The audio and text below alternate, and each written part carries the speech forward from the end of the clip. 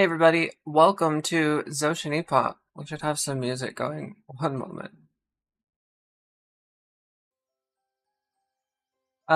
It's episode 37. Welcome, welcome. It's been a while. So we haven't played in I don't know how long, but I'll do a little recap for y'all as best as I can remember it. Be advised, I did just wake up from a nap, so if I'm a little off, that's probably why. So our brave adventurers are have been tasked with building trusts with a man called Avled the Hungry. He runs a bit of a charitable group called the Starving. Takes in children and people who, like orphaned children who don't have anywhere to go, and other people who have sort of lost their way in life. And his organization is known for helping folks get back up on their feet. He is in the port of Tilorn, as you can see on the map above, and he has a task for our brave adventurers that they need to travel up north to a little town called Northton. We'll talk more about that later. Essentially, the adventurers went through a day or two of prepping, got themselves some fancy new metal to wear, some armor. Leo has cleverly covered his in sticks and grime and mud to make it a bit more camouflaged. And I honestly can't remember shit right now, so players, do you have any things to remember or review from last time? Um, Leo pulled some shit. It was Yeah, not okay. yeah, that did happen. Um, Leo has apologized, and so have I. Yeah, And again, I apologize for my actions. we'll not focus on it. Don't worry about it. Yes, and we were taking our cart out of town towards someplace with a theater. Yes, that's true. So there's a theater in Northton. In fact, it's pretty much the main and only primary building in the town. The town is frequently changes shape and size because most buildings there are actually people's tents and carts. They come from all over to practice their craft, and it's sort of a nomadic people's visiting place. And it does have a reputation for its theater, which is an ancient building that we'll describe a bit more as we get into the session. But Avled has reason to believe that something that he absolutely wants and needs is below that theater, as there has been reports of noise and odd arcane activity underneath the building, and the people who use the theater would love it if it would go silent, as it does interrupt productions on occasion. There's an artifact below that he's looking for, and he has requested that you go and obtain that for him.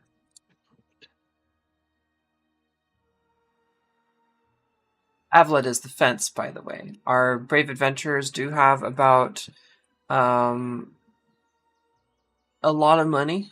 I can't remember the exact number in diamonds, and they're trying to figure out a way to get these diamonds exchanged for gold or some other currency that isn't wanted by a group who is hunting them down for it. Um, I'm doing real good right here, yeah.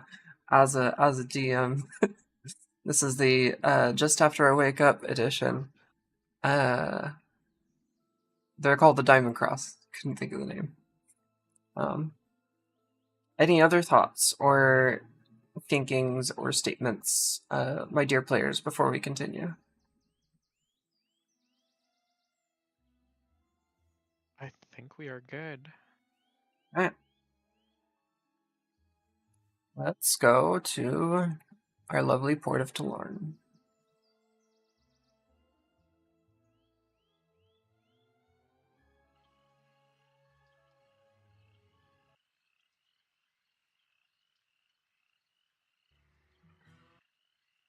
Oops.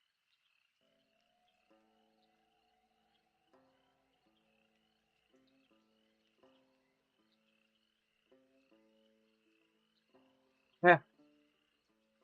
It is the morning before, or the morning after you've obtained all that you need. You've grabbed some armor and I believe a weapon. Oh yeah, Crasted did obtain a weapon, didn't he? He got himself a short sword. And I assume you're out on the city streets with the cart at the moment, or what have you been doing this fine morning? I believe you stayed the night at the Kobold's house.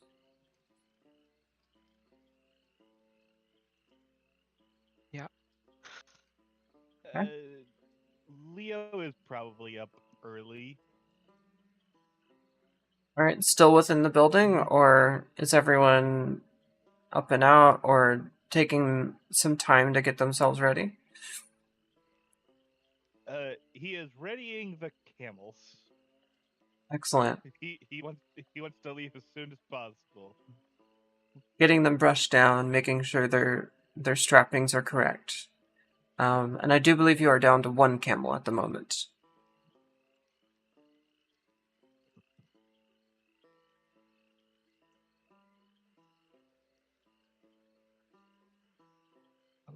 Samira is much the same, up early. She might be putting together something to eat while they have a kitchen to work with. Okay. Packing some lunches, perhaps, using the kitchen while you have it. Yeah. Okay.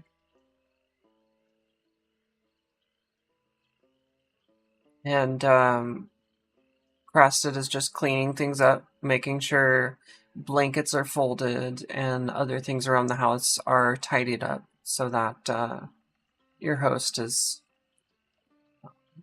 doesn't have much work to do when you leave.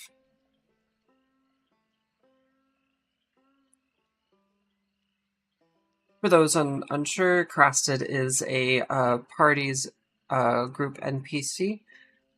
He is a golden metal man that often wears a cloak to hide himself.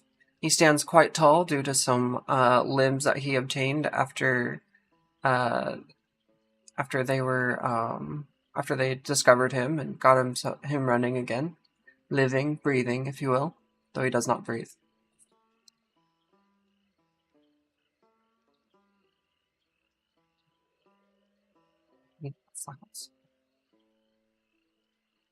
Jardine is nowhere to be found.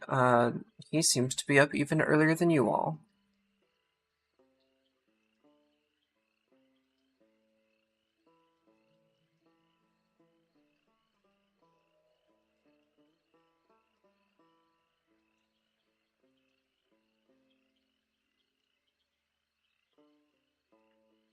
After some time,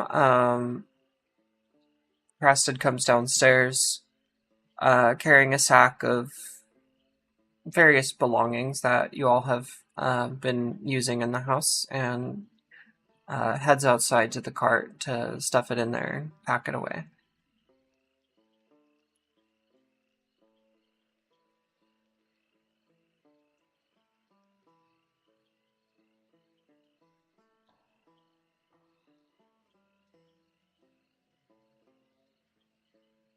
I imagine once we're all packed up, we probably head straight out. Right. Not a lot of conversation between people on this early AM. The sun only recently crested over the horizon. Um, as the cart is slowly moving up north through the town, uh, you'll observe that the town is starting its morning. You can hear people fishing on the water. You can hear boats lazily moving by. Most people are still asleep, though. There's a couple merchants starting to pull their carts out and open them up, clean them, start to display things hanging on the on the wooden and cloth drapery around that is used for display. Certainly too early for children, other than the occasional baby crying that you hear off in the distance.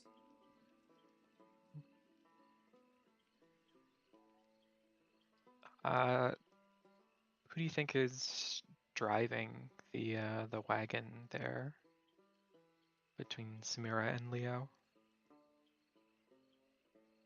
Uh, Probably Leo, Huh? unless you want it to drive the cart.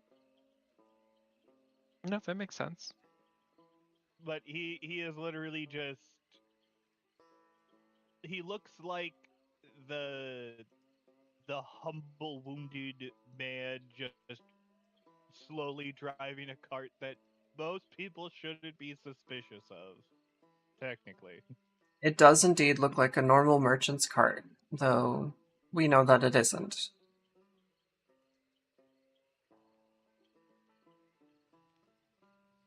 Is there space for Samira to ride along in the back? Yeah, yeah. In the back, it's kind of crowded as the special chair of Crasted's does lay down in the middle, but there is enough room for you to sit on the back or the front bench, depending on where you'd like to be. There is also the ballista Yeah, but it's not that you something can you'd hop sit on. into. That's more like you stand on top of the bench, the ballista pops out, and then you can use that. It's more like a turret on the top of a Jeep or something.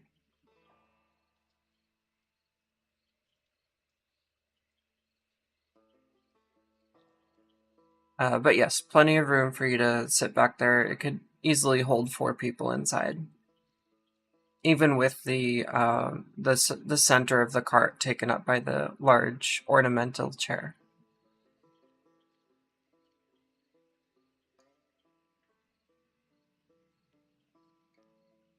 Yeah, I think Samira is just happy to have a spot where she can sit down and ride along. I think she has her axe in her lap, and I think she has been since they got packed into the cart.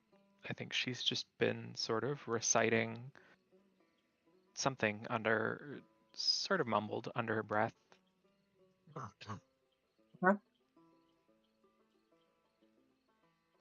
Crasted can clearly hear you, but he's not making mention of it as he sits back there with you. There's little windows on the side of the cart, wooden slats that you can slide open, much like the front of a bar establishment or something like that. And he's just kind of looking out the window as you go by, watching the birds and the people. Yeah, Samira's not hiding or trying to keep it. She's just sort of talking to herself, not too worried about who's listening in. Leo can probably, if he can't hear from the driver's seat, he probably noticed what she was up to before they set out. Cool.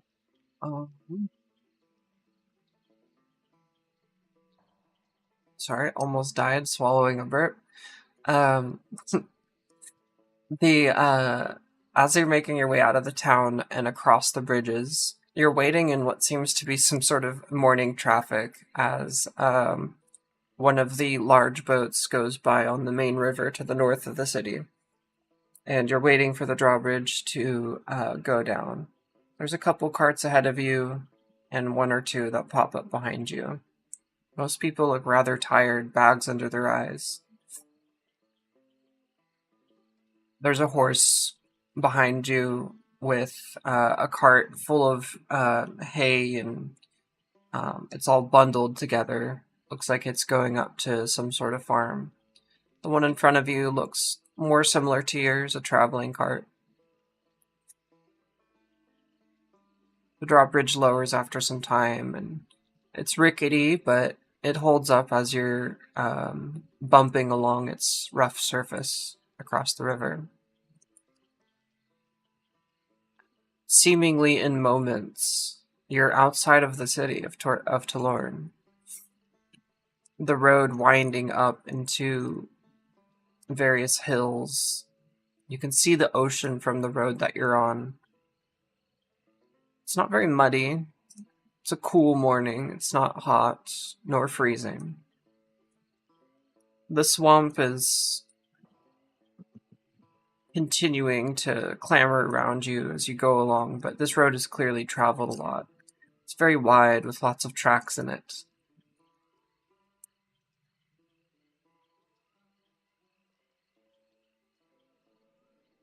Avled the Hungry mentioned that this trip will take about a day for you to travel by cart. You're leaving really early, so you could show up late in the evening if you would like. But this is usually a trip where people sleep over on the road. What are your plans? I think, given that there seemed to be some urgency to this, and it's always safer to sleep in a town if you can manage. I think Samira would have made the case to push all the way into the push all the way there. Okay. Leo wouldn't disagree. He's gonna push for, all of it. He's just silently stewing. Okay. He's grunting a lot in various affirmatives and negatives. If Samira is attempting to speak with him. I think it's pretty quiet, but somewhere around halfway, noon or so, Samira will insist that she take over driving so Leo can rest. Okay. Midday, as you are taking a moment to swap drivers, um, you'll have noticed that your surroundings have become a lot less swampy. Seems like your elevation has increased a little bit. The ocean, while it is next to you, is much further down some cliffs. Um, you'd have to take quite a tumble to reach the water. It's not an easy walk now.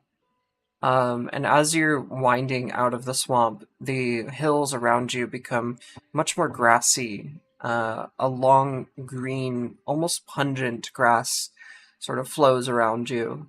The trees that were once mossy and scraggly with willows are much more oak-like. There's even some various pines further off in the distance into the hills that you can see.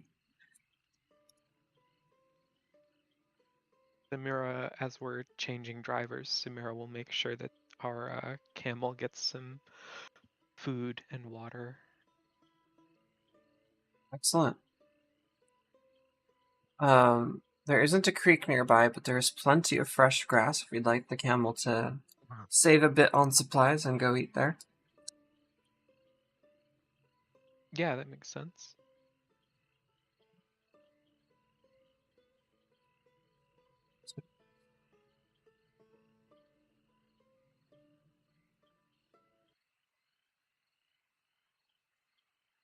After a lunch, and you've taken off again, um, the night goes relatively uneventfully.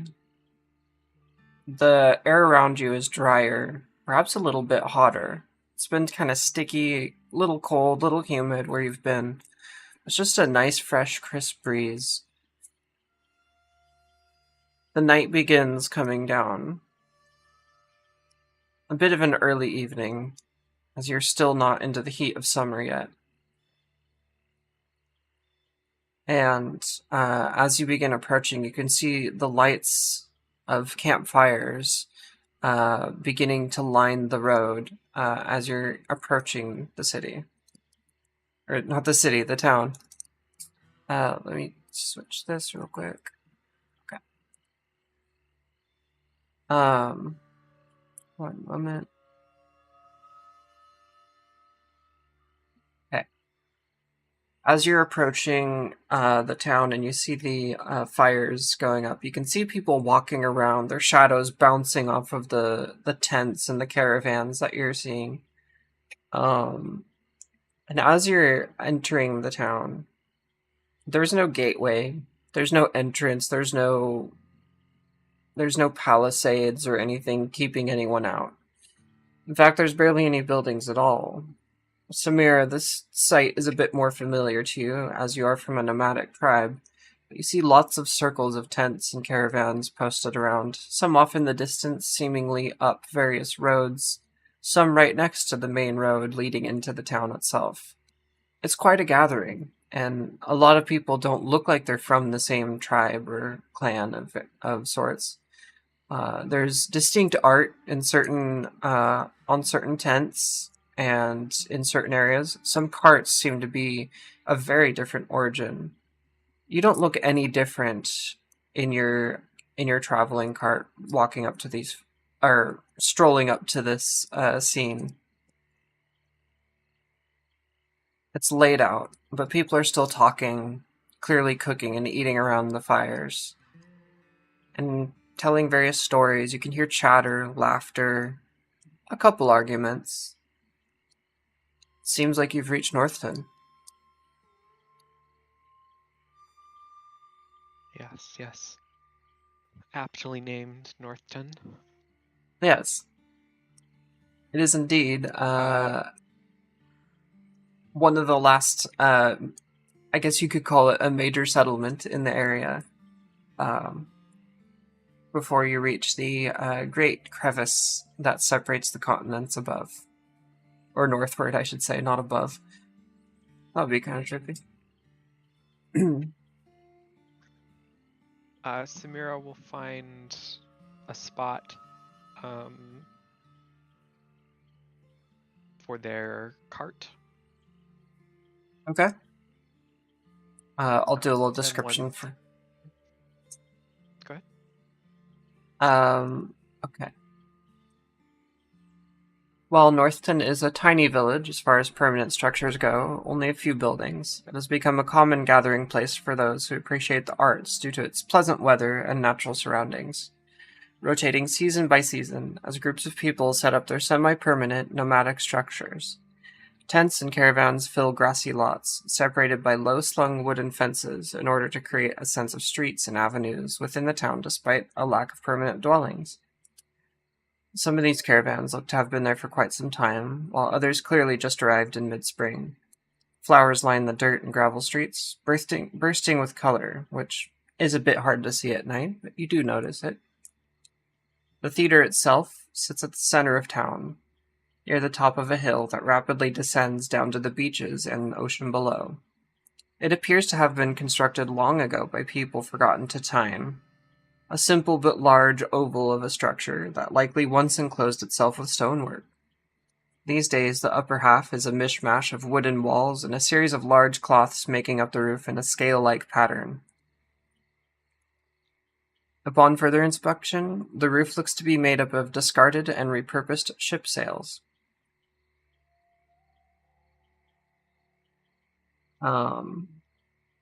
And among those little areas that have been blocked off with or cordoned off to make a sense of a street with avenues and stuff, you do find an open spot somewhat near the center of town, though everything directly near the theater is indeed filled up.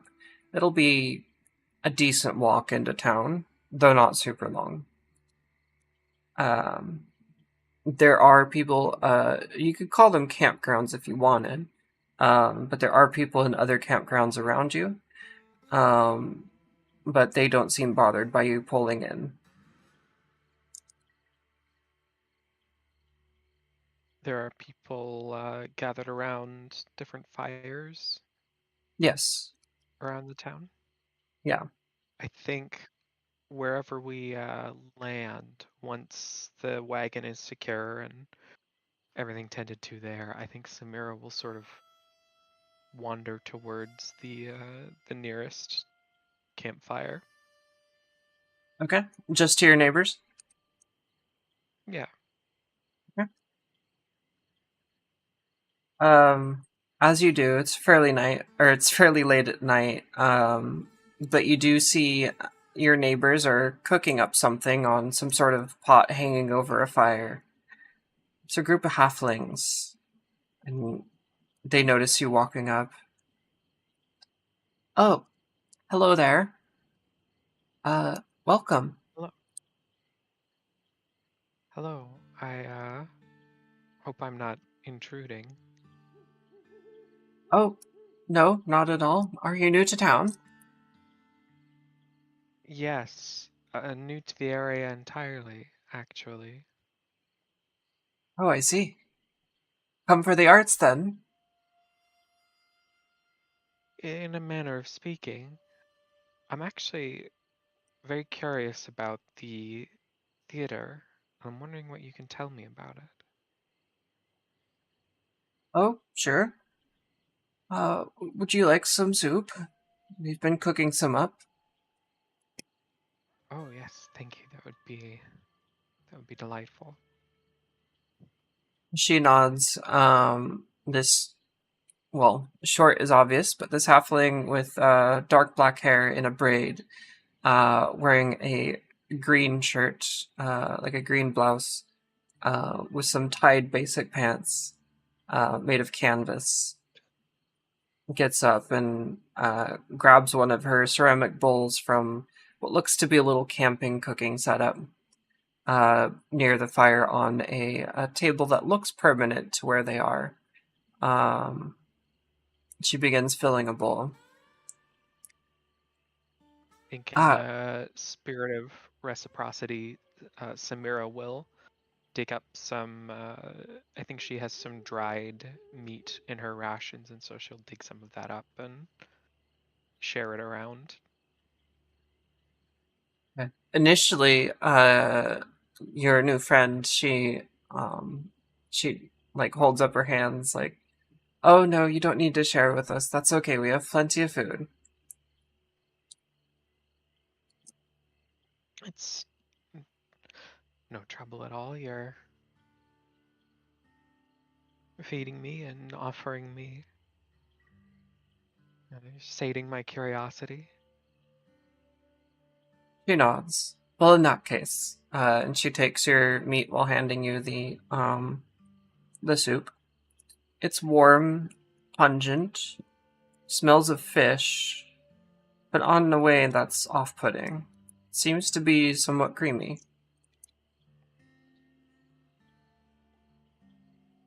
Samira Leo, will give it a try. Leo, are you with Samira in this moment? Did you watch her do all this, or what are you doing at the moment? You did recently park. You He are neighbors. he's probably sitting at the back of the cart, like with the door kind of like open, or like you know when you're sitting on the trunk of a car. Yeah, yeah. He's basically doing that, just like he is observing everything in the surroundings. Okay, so he's not necessarily joined Samira on this little neighborly visit, but you're just kind of watching the town around you. Yeah, he is not in a good place to talk to people right now. Understood. Then I will give you this. As you're sitting there and you see Samira go over there and have a chat with the neighbors, um, you're still kind of on edge from events that happened recently and not feeling super social. Crasted, being the metal man that he is, understands that he sort of has to stay out of sight as well. So he's just sort of tending to the camp, making setting up some tents that you have in your traveling packs, just for extra comfort, setting up a place to cook and all that. As he's rummaging around, making noise doing that, you're just kind of sitting there as the cart bounces as he climbs in and out, grabbing things. You'll notice that the stars above you are very bright and blinking. There's not much clouds in the sky at all. You can see a great many of stars out above you. You can, as you're sitting there, you can hear the ocean lapping against the cliffs below you. They're close enough to where you can certainly smell the ocean, um, and it's sort of relaxing as you're sitting there, just kind of that constant repetitive noise of the ocean, sort of bringing some calm to you. Of course, with your experiences with the cult, you're sort of always on edge. I'm gonna do a little thing real quick. It's Okay. Would you like me to unpause? no, it's fine. I can still roll the dice. Oh, okay. Leon falls asleep. All right. He doesn't Um, even realize it. He just leans against the just whatever is nearby and just yeah, without realizing it. tired from the day of travel and just the calming nature of the town that you're in. And the ocean below, it sort of just puts you to sleep, and you pass out against the cart that you've been sitting on. Mm-hmm. So Mira, as you're beginning to have your food with your neighbors, um, she begins telling you about the town's history as far as she knows it. So my family has been coming here for a few generations. Um, we like to come here to watch the various plays that people put on. I'm not much of an actor myself, but I do like to watch it. Um, and my little cousins who are here, they've never been, so I figured we'd take them this year and see what's going on up at Northton. It's a great tradition if you haven't seen it before. People play make believe much like we would as kids, and they create grand stories and sometimes musical numbers, and it's a great place to visit. And there's like a rotating thing all the time because people come from all around with their different styles and experiences and expertise, and there's quite a variety of shows that we see here.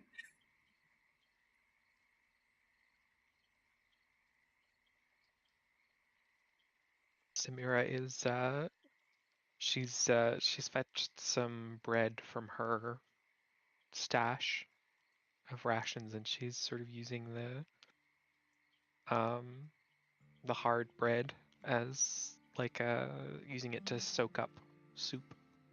Yeah, making the bread useful again, or better than it was, so you don't have to gnaw on it. Yeah, Um, she's mostly just listening and sort of nodding along. Um, yeah, so she takes some time and tells you about various things that she's seen here growing up, and just how it's delightful and inspiring to her. And she's tried writing on occasion and isn't very good at that either, but can certainly cook a good meal. And so she comes here to support her friends and family as they like to travel here, and she loves to be in the audience watching things. As she's talking about this place, you get the sense that it means a decent amount to the people that come here. Though the origins of why this building exists or what the origin of the town itself is lost to time. It's just this is what it is now and has been since she and her family can remember.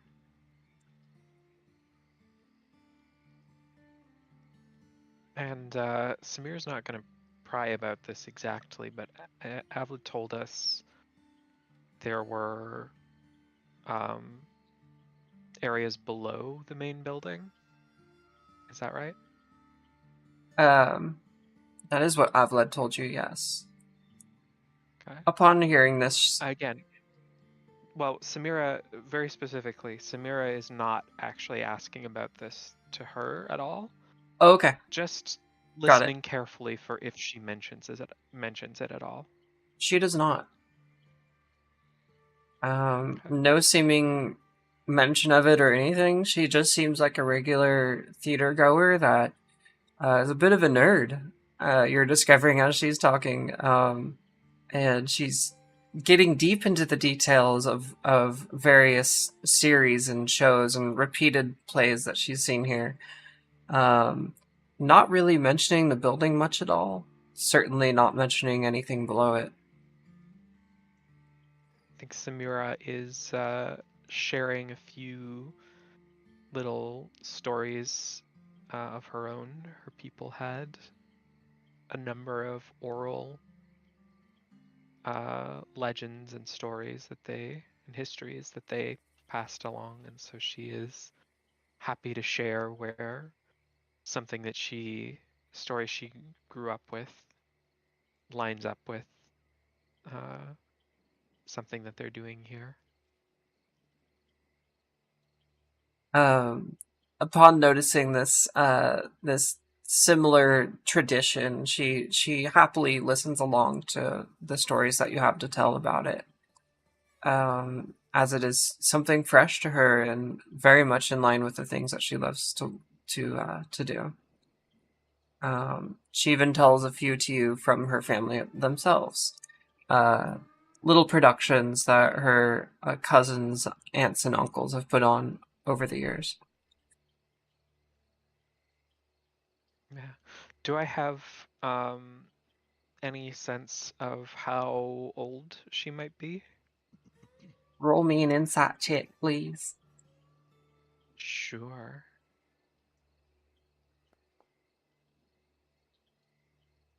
17. Nice, nice.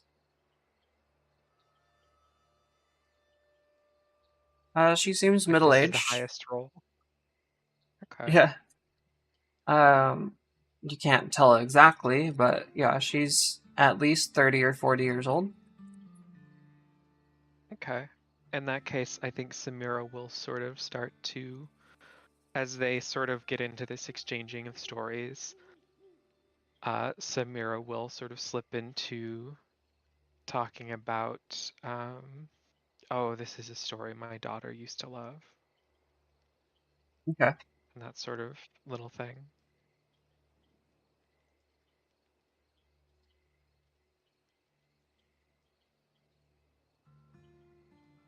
Oh, you have a Just daughter. sort of casual. Is she with you now? Yes. No, unfortunately. Oh, We sorry to were hear.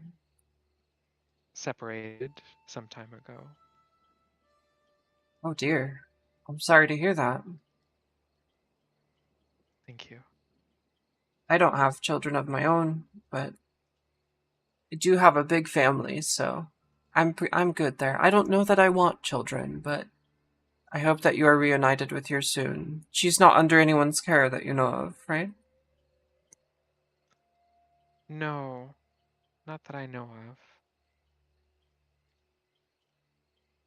Though Hmm. I How old is your hope she daughter? found someone to.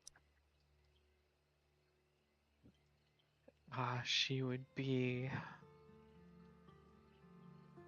She would be maybe 14 now. Oh my, that's so young to be on your own. Yes, well, we were. It's a long and difficult story. I understand. Not generally the type of story we tell around here, though. I don't want to trivialize your experience, but there is always room for difficult stories too. Mhm.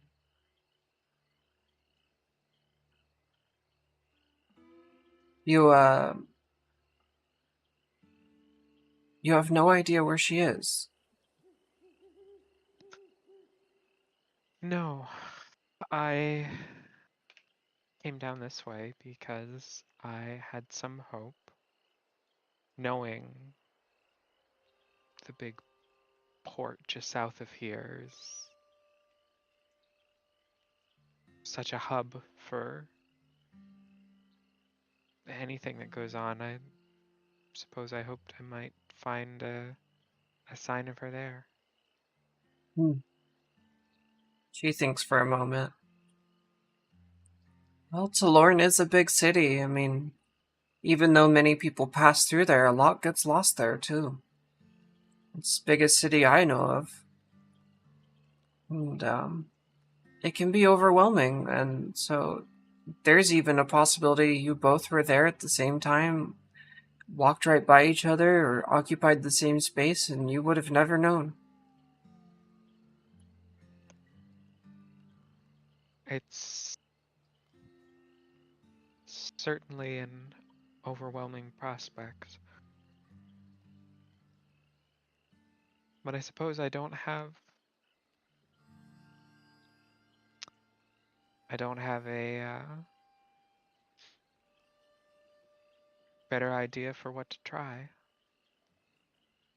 Hmm. I believe that fate has an interesting way of bringing people together.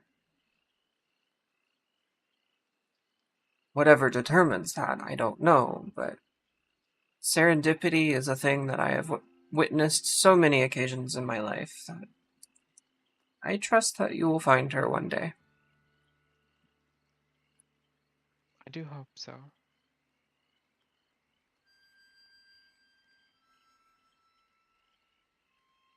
She finishes her Thank bowl, you. gets up and fills it again, and sits back down. Would you like some more? Thank Oh no, I couldn't. Thank you. She shrugs. Okay, suit yourself. Thank you for your time. I should rest. It's been a long day. I hope to see you around while we're still here. Yes, yes. I hear that there may be a pause in the shows fairly soon. I know that they said there needed to be some sort of maintenance on the building, but maybe we can catch a show together. She smiles and nods at you as she takes your empty bowl. That would be that would be lovely. Yes. Well, it's nice to meet you, neighbor. It's nice to meet you. And Samira will sort of stand and wander back to the cart. Right. As you wander back to the cart, um, you see Leo completely slumped over the back, like, porch deck thing on the back of the cart. He's, like, in an awkward, like, very clearly uncomfortable for his back position, like, sort of sitting upright with his spine, like, twisted over the ledge of the side of the cart, and his head kind of hanging down off the side. He almost looks dead. Uh, Samira will sort of take a moment and uh, just watch for signs of breathing. Give me a medicine check. Sure.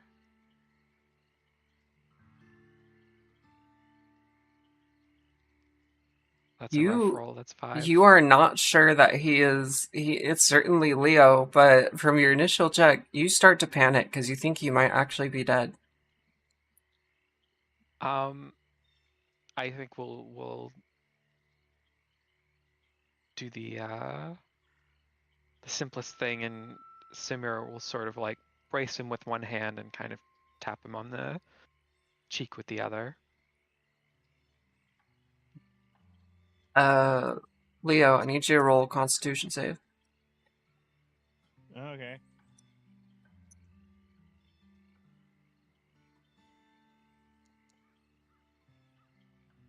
You do not wake up. Wow. Lovely nat 20.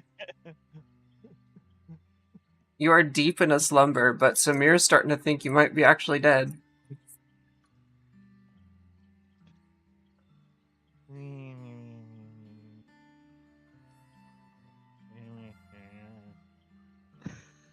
After a moment, Samir, you do notice that he's sort of mumbling to himself. He's just deep, deep in sleep. The immediate cause for concern having passed, I think Samira will carefully sort of move him back into the cart and lay him down, and if we don't have blankets or anything handy, she'll make sure he's at least got like a cloak laid over him Oh, you or do have plenty something. of blankets. There's like camping supplies, travel supplies, and stuff available. Like you have your whole stuff. So, Yeah. and Perfect. Crasta Yeah. did lay out She'll. some tents and stuff to sort of expand your campground, basically. Um, Yeah. so, So glad I switched to light armor. yes. Yeah. She will set Leo down so that he won't wake up with the worst crick in his neck. Okay.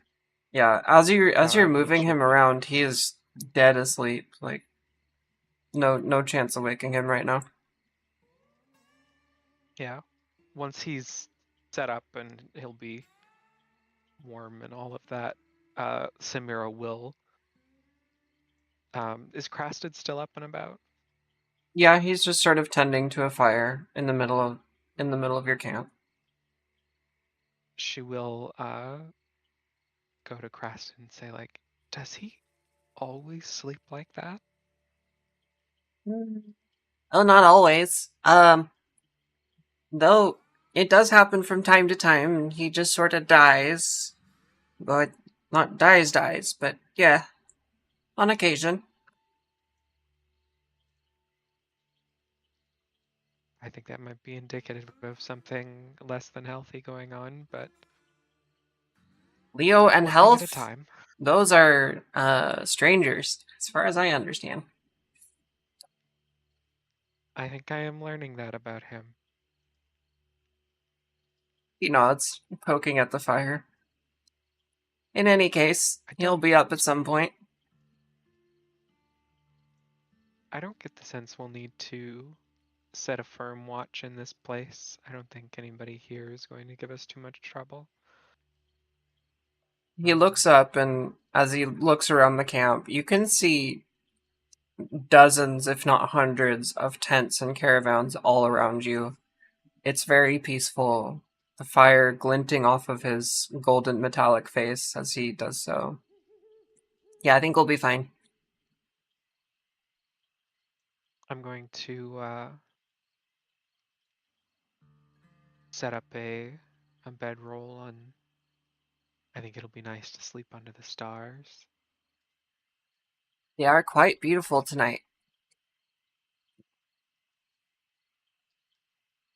She will sort of pat Crasted on the shoulder and say, "Good night. I'll see you in the morning." Good night. I'll probably be up regardless, but I might wander around the town a little bit. But not too far. Certainly. Be safe.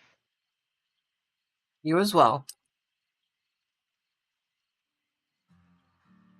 Samira will wander off. She will stow her armor in the back of the wagon, Okay. just because that is, a little bit more um, valuable than most of the other things she carries with her. Mm-hmm. Uh, Definitely. Esther, though, her axe that stays with her. Naturally. Naturally. So she will unroll a bedroll and find a nice even spot and lay out under the stars to sleep. All right. Both of you, if you need to, feel free to roll a long rest.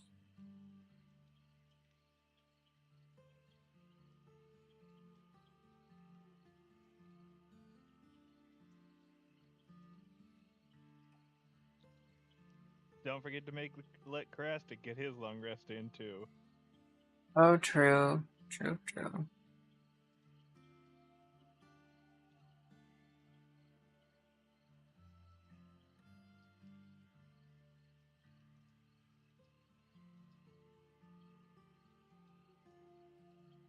Okay. He is good. Does he have what I need him to have? He does, okay.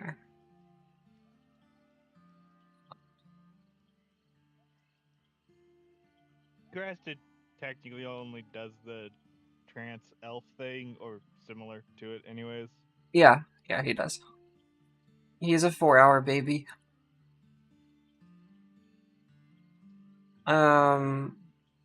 And can basically watch while resting, so.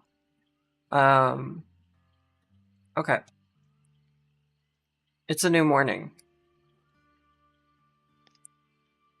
The ocean. Wait, hold on. It's a new morning in Northton. The ocean is relatively calm this morning. You can hear, though, quite a few people walking around the town. Oh, Leo's volume's low? Okay, no problem. Let me fix that.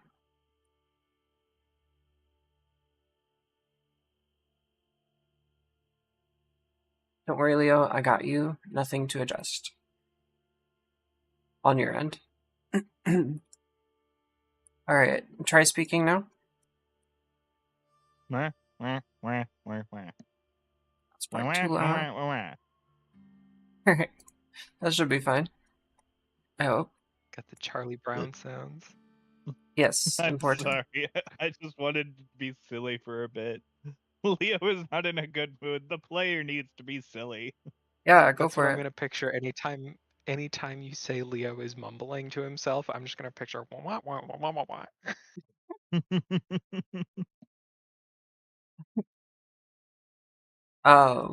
Excellent. And that is much better. I am hearing. Very good. So it's a new more. Oh, what happened to my music? What the fuck? Why did it go away? I must have hit the wrong thing.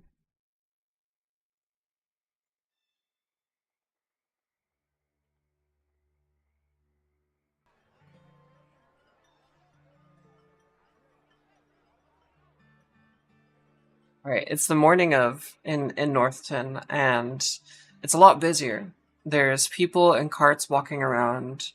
There is various animals that are getting out and around without being tied down.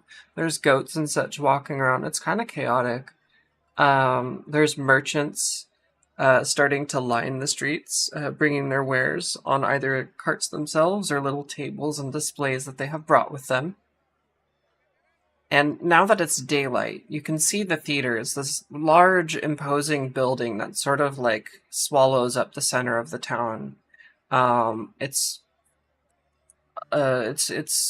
for Leo's reference. It would be about as big as a party hall that you've seen from your hometown in Boclamel or other places you visited.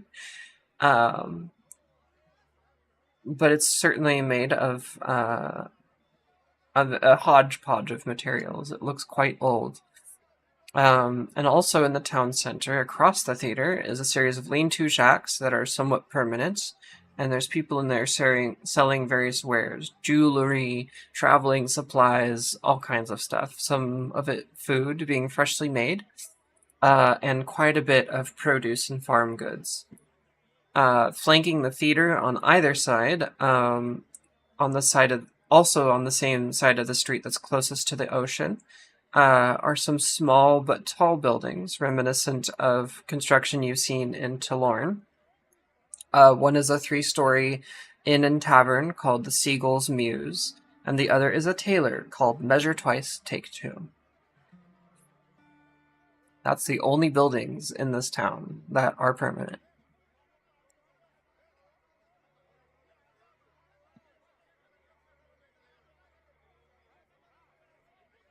I think once they're up and have themselves together, Samira will share that there's supposed to be some maintenance going on with the theater building, and other than that, she didn't get the sense that people are too aware of the inner workings of this place.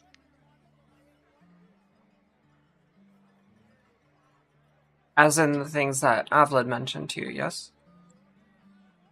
Yeah. Yeah, that's known to very few people, including people who work and live here.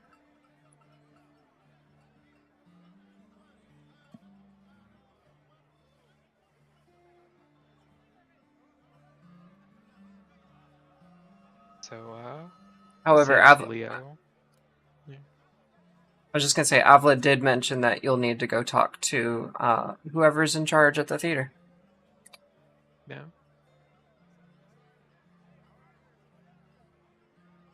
But there's absolutely no rush. You're good to do whatever you'd like to do.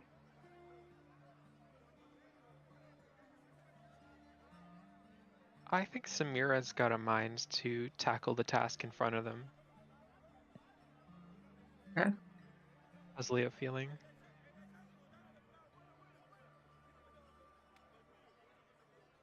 He's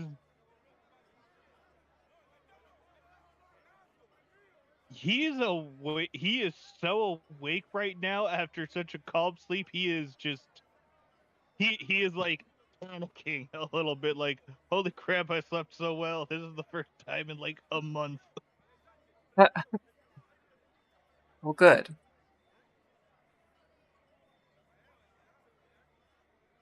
Leo's taking his time this morning, I suppose, and Yeah.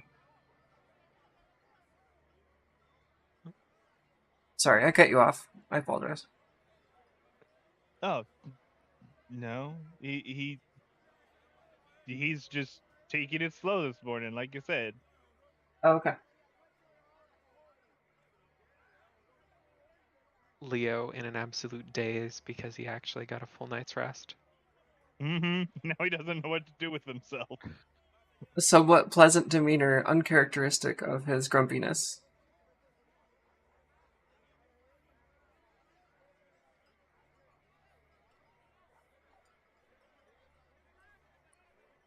Crasted is still at the camp, or is at the camp at the moment, definitely wearing his cloak right now, and just sort of watching as people go by.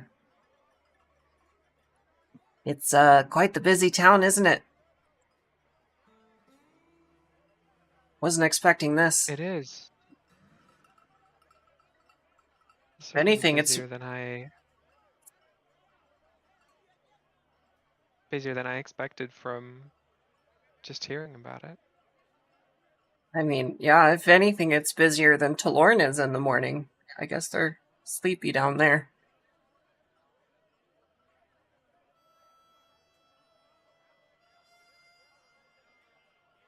There's a certain buzz and energy to the town. People are sort of excited, and you gather that the people that are meeting up do this fairly often and perhaps on an annual basis. So there's a lot of like reunions going on and people hugging and shaking hands as they walk up to each other.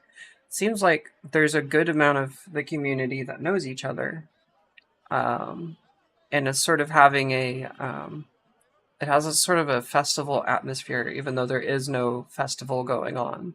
It's just another day in Northton. Mm.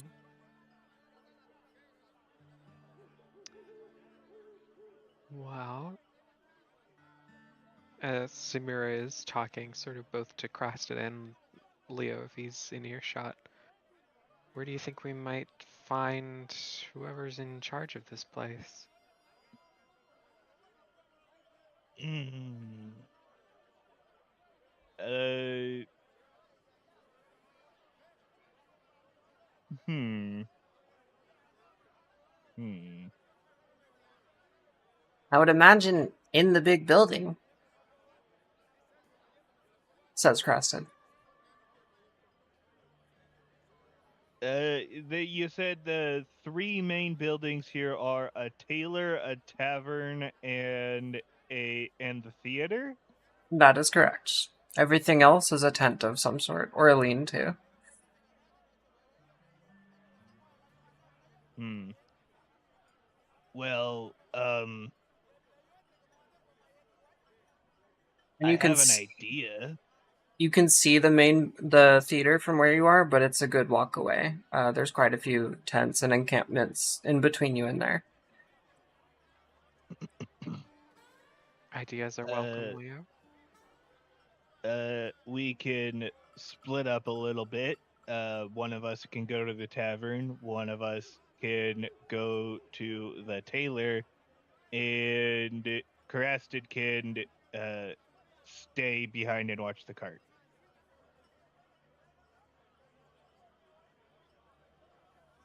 He sort of grumbles at We can that. try that. Though I don't see any particular reason to guard the cart here. I don't think anyone will bother us with it. Seems most people here have their own business. True. It's more of a how do I put this? A way for it's to, well, then again, I guess we technically don't need him to like watch out all that much. I mean, they already know he's traveling with us, so it's not like it's going to be super weird. Creston, what would you like to do? I'd like to go figure out whatever's going on that Avlid said. Um, I don't want to stay at the cart. I always stay at the cart. He can't cry, but It's for your it safety. looks like he kind of wants to.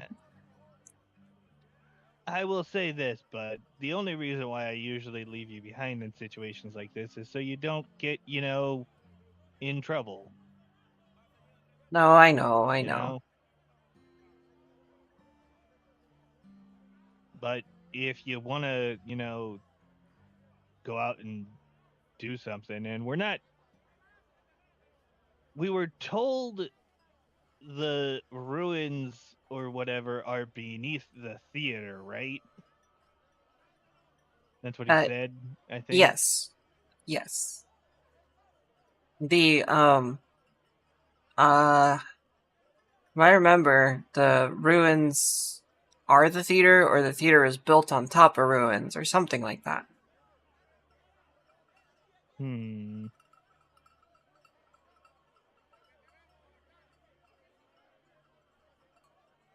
If we can find whoever's in charge of the theater, maybe they can tell us more. I'm thinking that the tavern is a place to start. We can get something, see if they have anything to eat. And either way, that might be Yeah.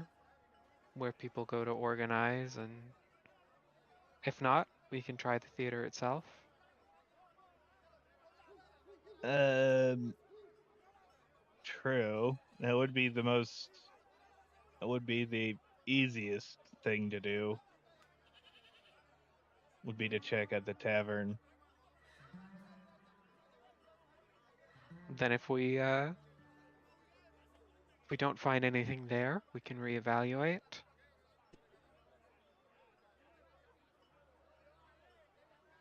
Yeah. We can check out the tailor. Can. They should know something. I mean, it's literally the only other building in town, so maybe they know who's actually in charge of everything around here. I mean, theaters need costumes, right? So who's ever in charge would need to go through them to get the costumes made and whatnot. That makes enough sense. So then let's try the tavern, and if we don't learn anything there, we can try the tailor, and finally the theater itself.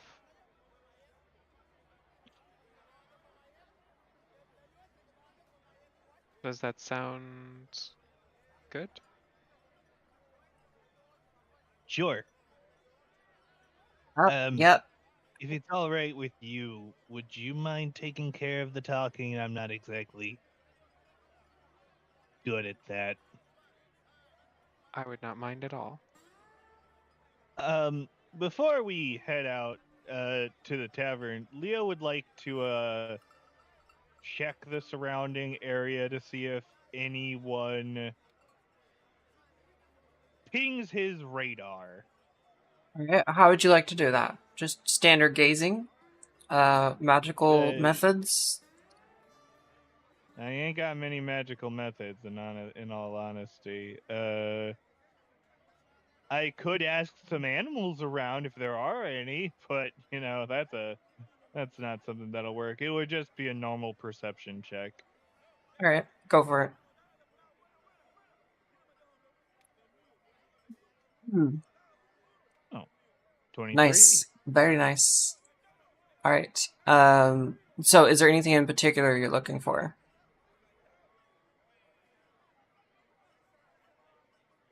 People that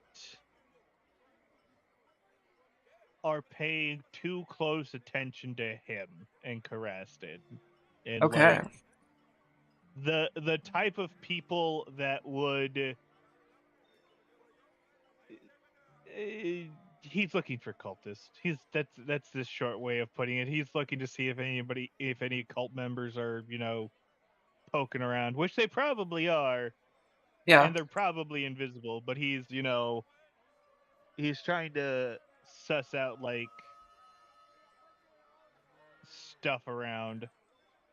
Yeah. As you know, the cult has quite a supply of invisibility magic at their disposal.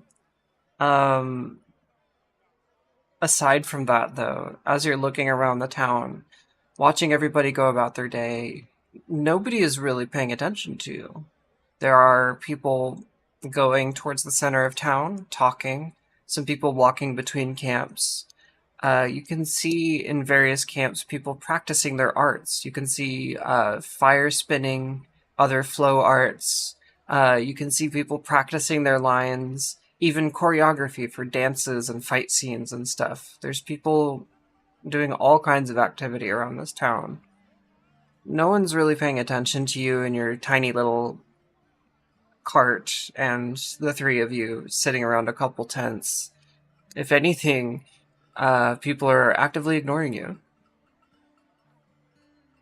Not on purpose, it just, they're busy. Hmm. As far as cultists go, no, you do not see any cultists.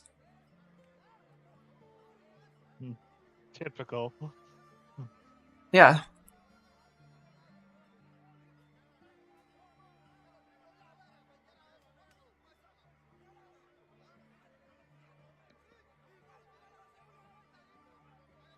I assume the group starts traveling inwards towards the middle of town, or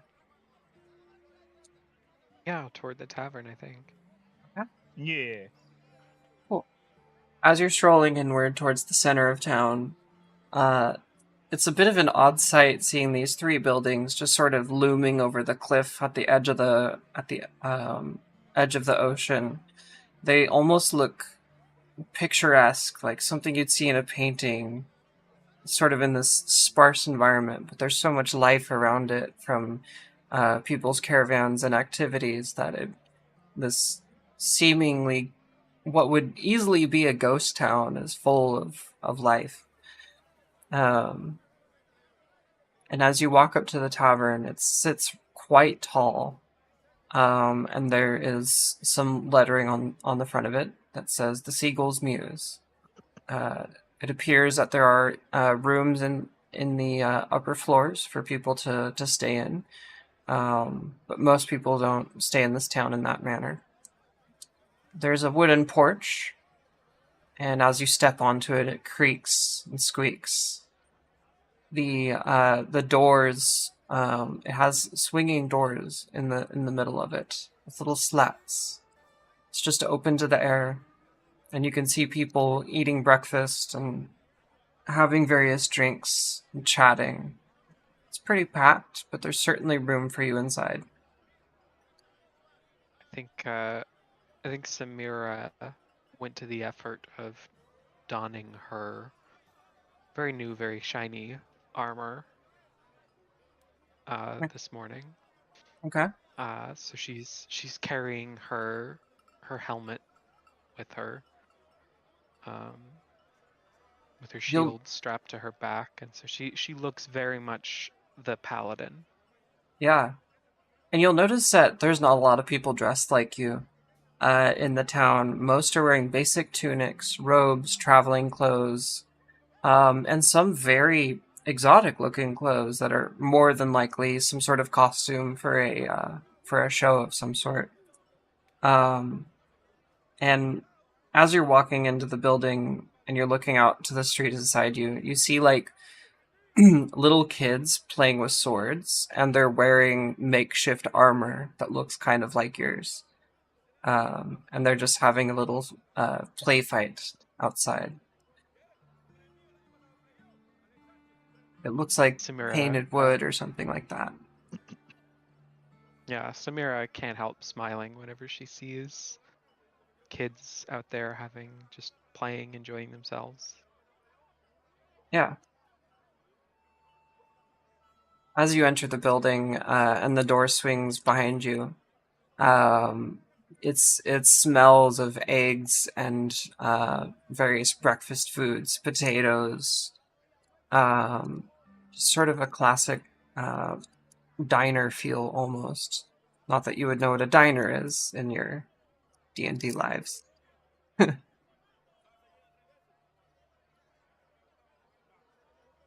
think Samira will make her way up to the sort of counter and find a spot there and wait for someone to wait to get someone's attention. Yeah, a gruff-looking bugbear attending the front bar section is mixing up drinks and walking them back to people, pouring out juices and things. Notices you and says, "Oh, hey, welcome on into the Seagull's Muse. What can I get you?" Um, a breakfast for myself and my friend here, and she'll indicate towards Leo. Um, Just two and I'm breakfasts? wondering if Indicating at Crested. Samira will sort of look to Crasted to see. She'll sort of He shakes his head. just two. Yourself? Sorry, you were gonna say something else? Yeah. Could you, by any chance, point us toward whoever's in charge at the theater? Do you have a, show to propose? Uh, we have some business that might be of interest. Of course, of course. Her name's Vapula. She usually is in the building itself. Um, she does stay here sometimes, but she has her own home that, she prefers not to disclose.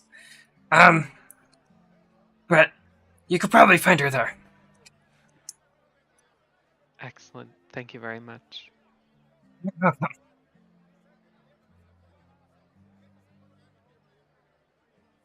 um, he goes back into the rear of the building and is talking to the kitchen staff at the moment. You two are seated at the bar and are waiting for your breakfast. You have some cups of water in front of you. Yeah. What does it cost here for the breakfast and maybe a couple beers to go with it? There is a menu actually written on the wall in front of you. It looks like it will cost you a couple silver pieces Okay. Is that each or for both of us together? for both meals together. Okay. Uh, Samira will put about 5 silver pieces down. Okay. As an extra thank you for the information. Yeah. Some time passes. The bugbear comes back out carrying food. He's wearing what looks to be a fishnet on his head. A little bit ironic because his entire body is covered in hair, but it's the thought that counts.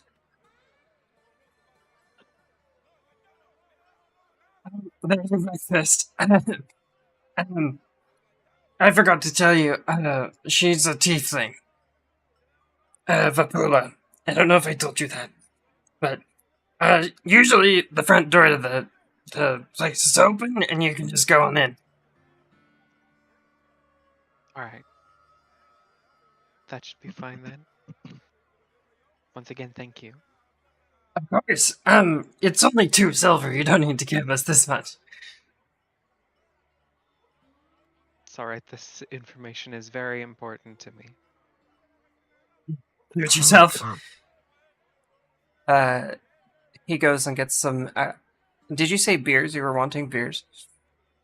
Yes. Yeah, he goes and gets you some extra beers. Brings out some sealed pots and sets them down in front of you. For the road. Appreciate it. Thank you. He nods and goes and attends to other people.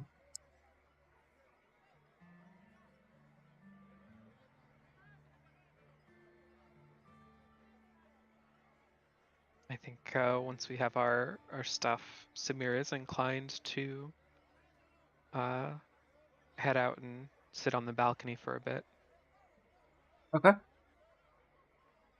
You'd rather eat on the porch, or you finish up and then go, or No, eat out on the porch. Yeah, Samira. She just likes to be outdoors. Nothing quite like eating outdoors. yeah. Leo, what do you do with your breakfast? He eats it slowly, just contemplating and doing the occasional scan of the people around. Yeah.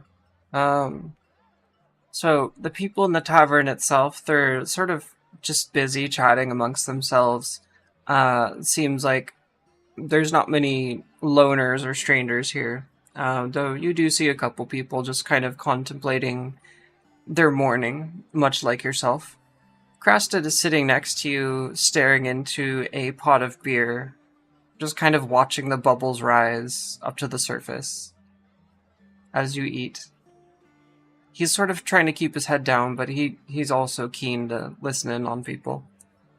You can hear conversations about various ideas for stories that people are writing and talking about making, and some people are discussing choreography for their play that's coming up, and others just excitedly talking about seeing certain actors and things.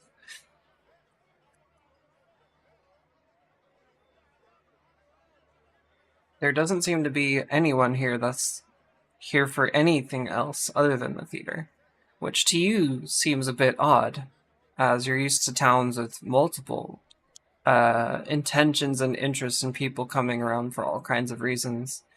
For some odd reason, it gives you the feeling of a cult a little bit. Just a slight suspicion, not a fear, but due to your life experiences, you're like, oh, this is kind of weird.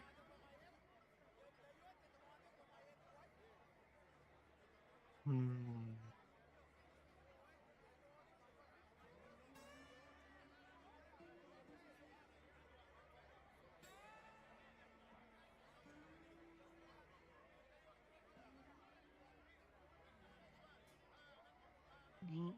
Leo is picking up on like the little things, and it's just like he kind of leans over to Samira. We should probably hurry and do what we came here to do.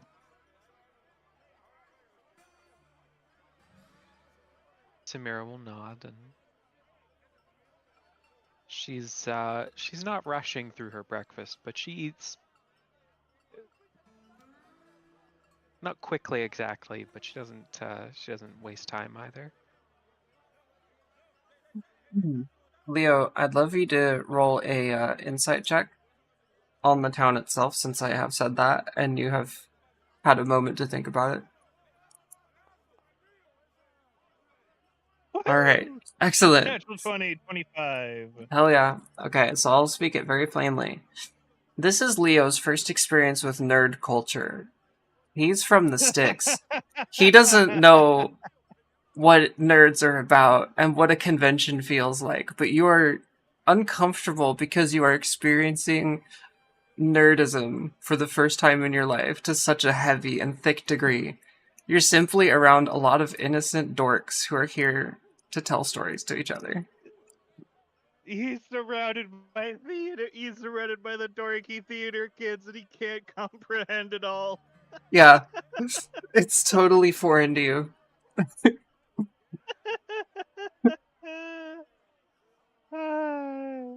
Hey, that almost feels like a waste of a natural 20, but I'm not upset about it. And Leo's just like, holy crap, I really am from the sticks. I think you understand that these people are just weirdos. You're having a culture shock.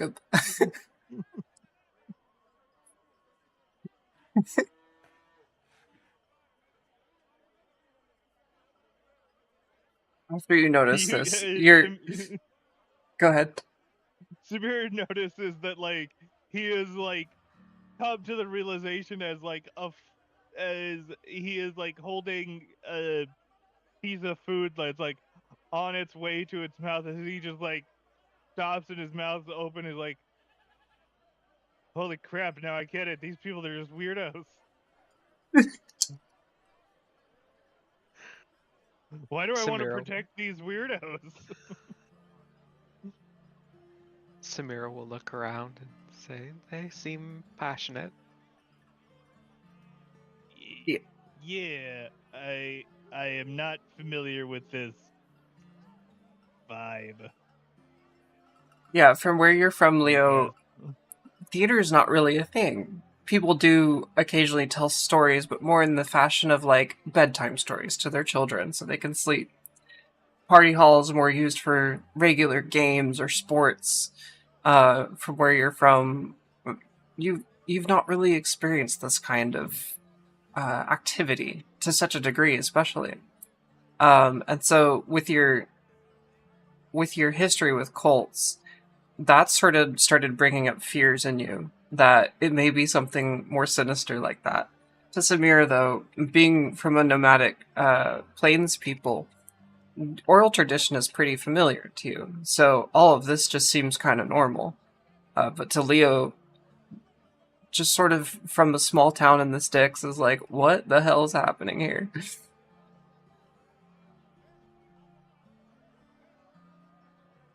Um, After that realization settles in, you can feel your shoulders relax a bit, Leo, as you recognize that you're not in any danger. Mm-hmm. He begins to like the heightened like reflexes of his paranoia, as like his shoulders kind of relax a little bit, Yeah. which is probably not a good thing, as he realizes. Then he kind of go back up, and his arms just kind of go back up, and he's like, he's much more relaxed about the people around him, just not the. He is trying his hardest not to let his guard down. Yeah, it's just a way you live your life at this point. So that's not surprising.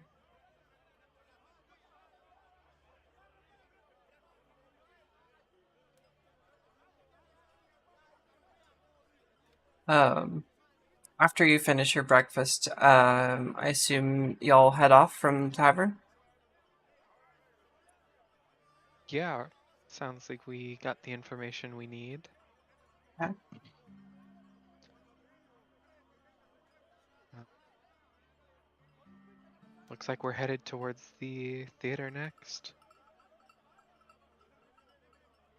As you approach the theater, um, the stonework that it's made of is of a not of the precision that you have seen in certain ancient places around here. It looks like it was constructed by hand tools, but it's been worn down by the ocean air and the salt and everything that has eaten at the corners of the stone.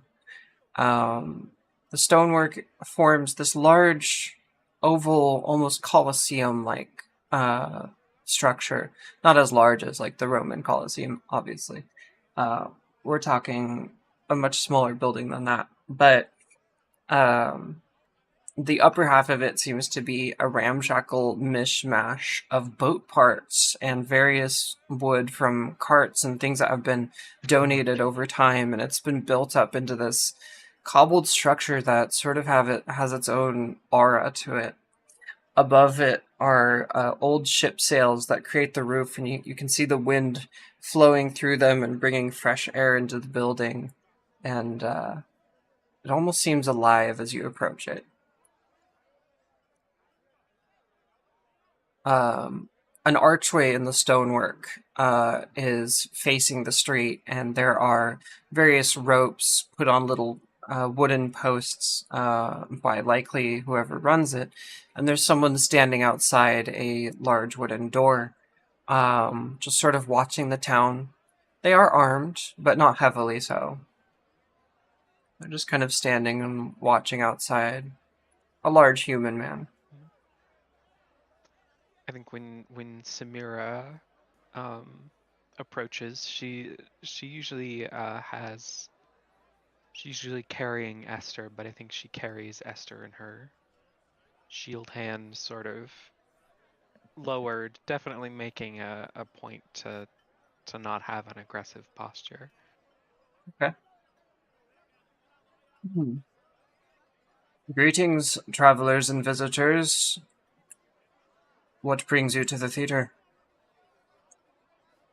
We're looking for forgive me, I've forgotten what was Vapula. the name of the Vapula. Yeah. So Samira we're looking for Vapula. Many people do. She's quite busy. Do you have an We have appointment with her? some. No, I don't believe so, but the business that we have is uh, somewhat urgent and I think may be of interest to her.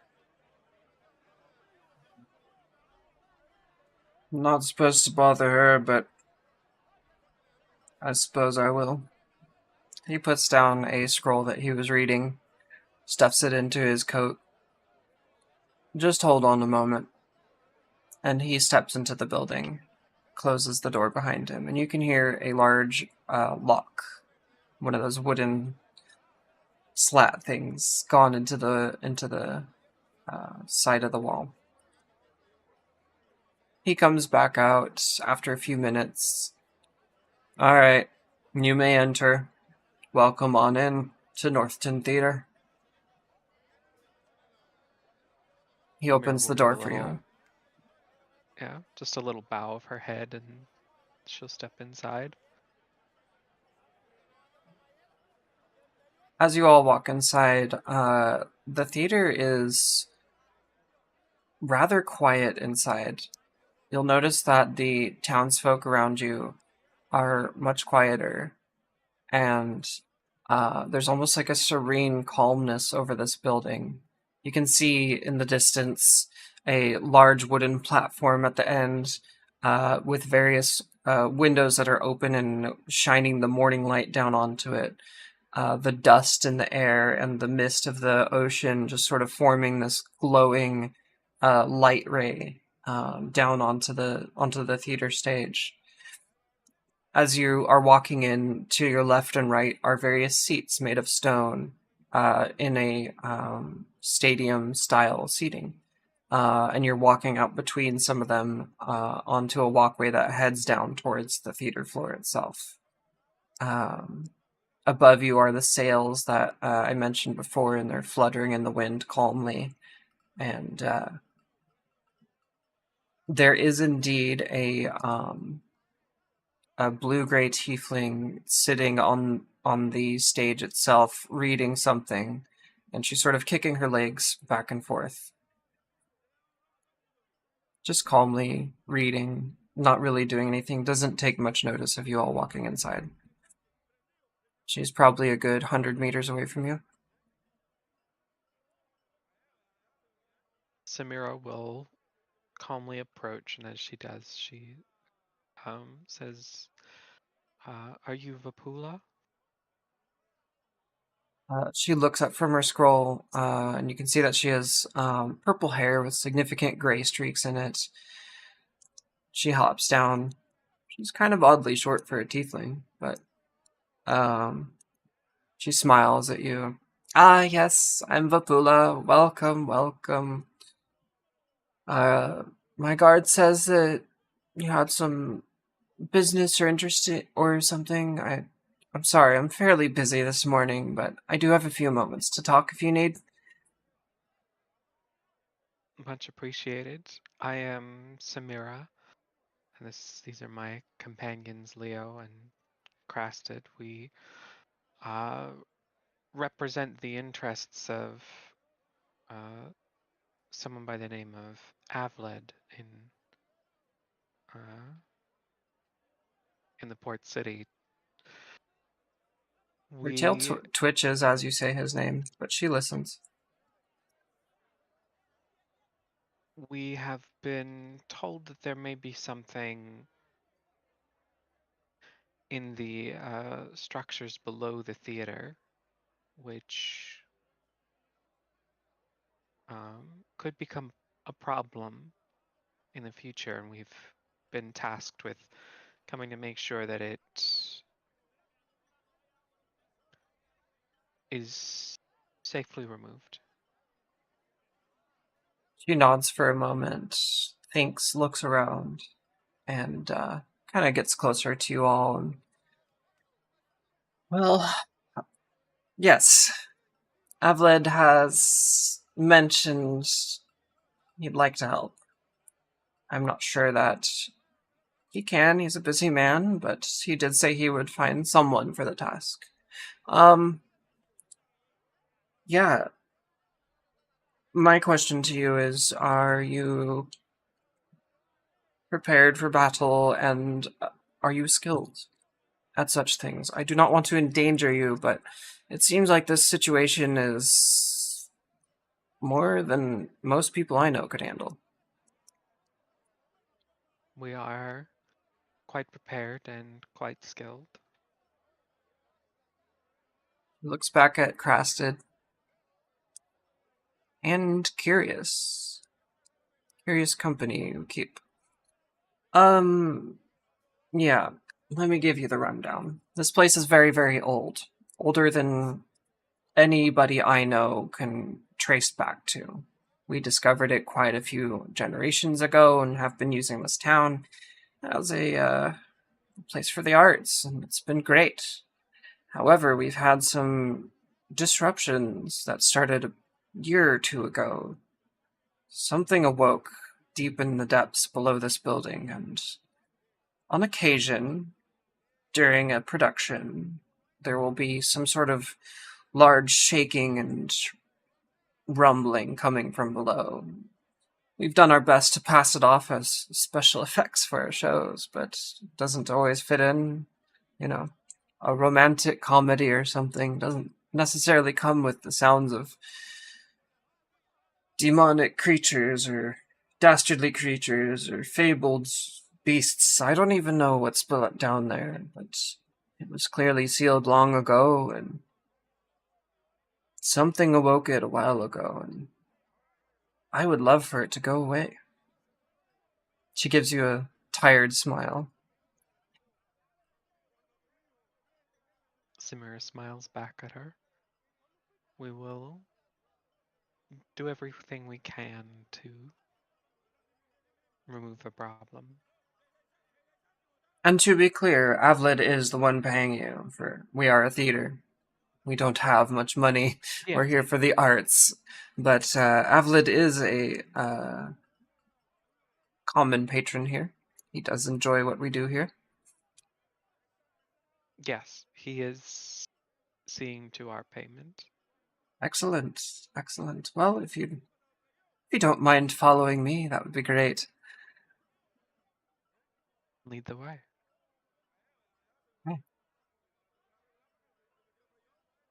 As she does so,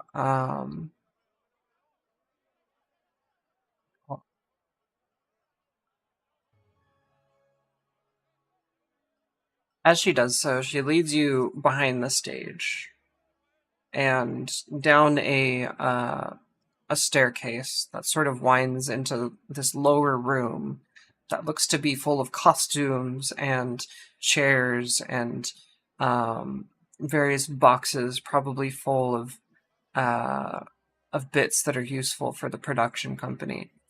And as she walks between that, there is a large old stonework door. It sits on steel hinges, of which you're clearly not going to see very often. And she begins unlocking it with various mechanisms on the side. Now, I can't go much further beyond this with you, but we have uncovered a series of what seems to be collapsed tunnels in here. And I believe that they lead to our problem child, if you will. And as she leans back and holds on the handle of this giant stonework door, she pulls it open, and the cold air of the depths of the ground below you begins pouring out into the room. I wish you all luck. Just find the path of least resistance, and you should find the last rubble pile that we have refused to clear. I don't necessarily want to go down, but I can guide you to it if you would like. But as far as I understand, the beasts are beyond it. We should be able to find it. I don't see. Can Leo do a thing? Of course. Primeval awareness. All right. Let me read that for a moment. Yeah.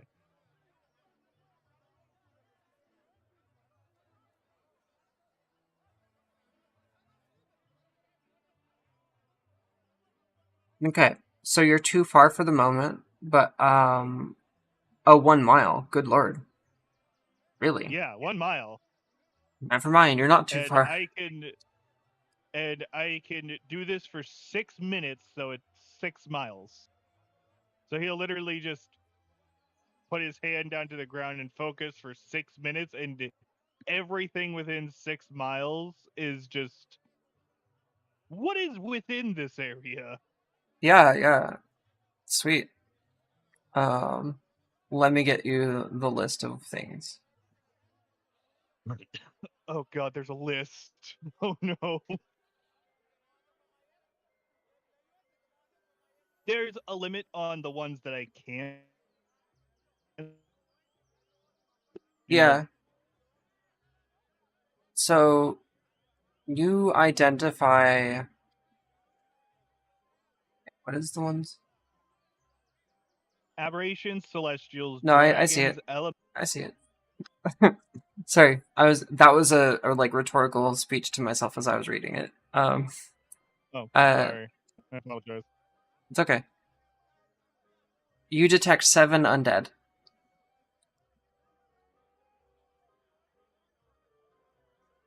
Within 6 miles? Yes. Hmm.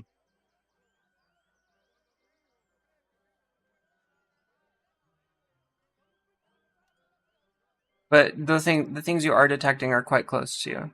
They are below the theater.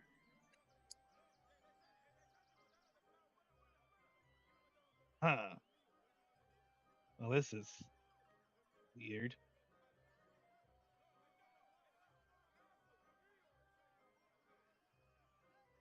Oh, I'm We sorry, it should doesn't reveal the go. location, but you do. So never Or mind number. about it being close. Oh, or number. My I. bad. You do detect undead. It, That's all you need to know. it, It's all Leo knows. yeah. Hmm. Well. Hmm. We should. Sorry, your mic cut out for a They second. kind of. Leo will stand up after the minutes have passed, and we should get going. All right, let's go then. Leo, this is your first time experiencing undead. You feel a darkness and a sickness and something beyond life as you are sensing that. This is more the sensation for Leo himself. As you're experiencing this feeling coming from the ground, it seems that death itself has returned to the living, and that's giving you a deep, unsettling feeling in your stomach. Most things you've dealt with, the evils that you have dealt with in life, have been living, real people. This is something different.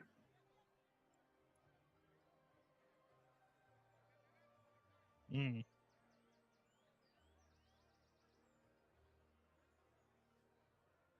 As you begin descending down into the building, the cold air creeping into your skin as you're walking downstairs, the tight, carved cavern looks to be part of a previous intention for the structure. All around you are crumbled walkways and hallways, things that have been perhaps intentionally crushed or collapsed in the past. Um, and at some point, your long spiral downwards into the cliff face, because this building is put on top of a cliff, so you're kind of just going deeper and deeper down towards the ocean, um, but underground. As you round a corner, you face a giant rubble pile that is seemingly a dead end. But as Vapula mentioned, you're going to have to clear this pile to get to where you're needing to go. Hmm. It's not a magical seal of any sort. It's just a physical barrier ahead of you three. Telekinetic shove. I'm going to bring you into a different map, and we're going to have a little moment. Okay.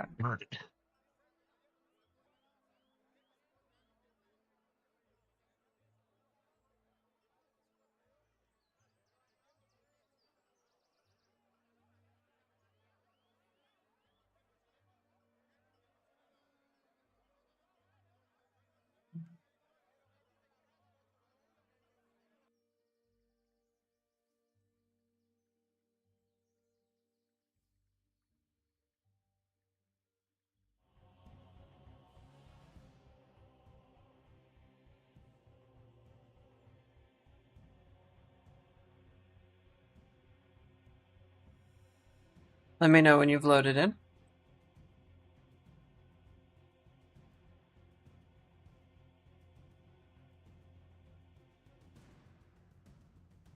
it's taken a little bit. Okay, no It's on worries. 99. Excellent.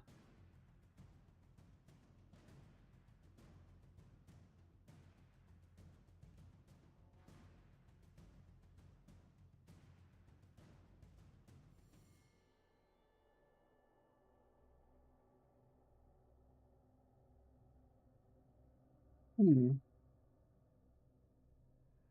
Still hung up on 99 for me. Okay. Well, there we go. Seems kind of in there. You know, I forgot to give the camera a view. Huh.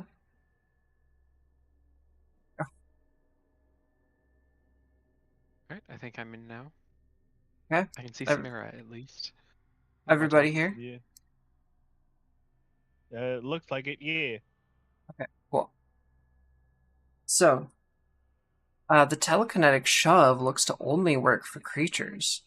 Is that what I'm understanding?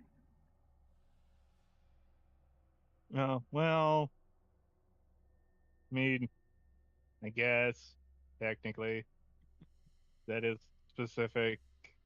I'll let you roll strengths with advantage thanks to your telekinetic shove. How about that? Okay. All right. Um, So I'm gonna need. There's a giant what? pile of rubble in front of you. It looks to be various tiles and stonework that is of the same structure you're in. Um, and I would like you all to make strength checks for me.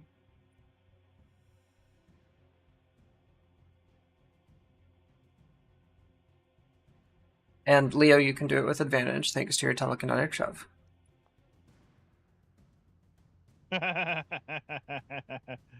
All right.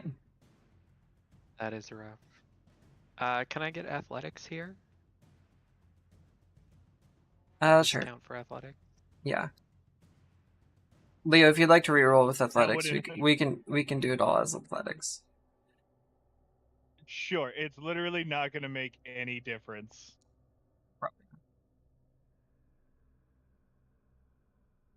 12. Okay. So Crested got the best out of 15, and with you all working together, and especially due to Crested's efforts, you begin pulling down the rubble as it's going along. As you do so, you start to hear a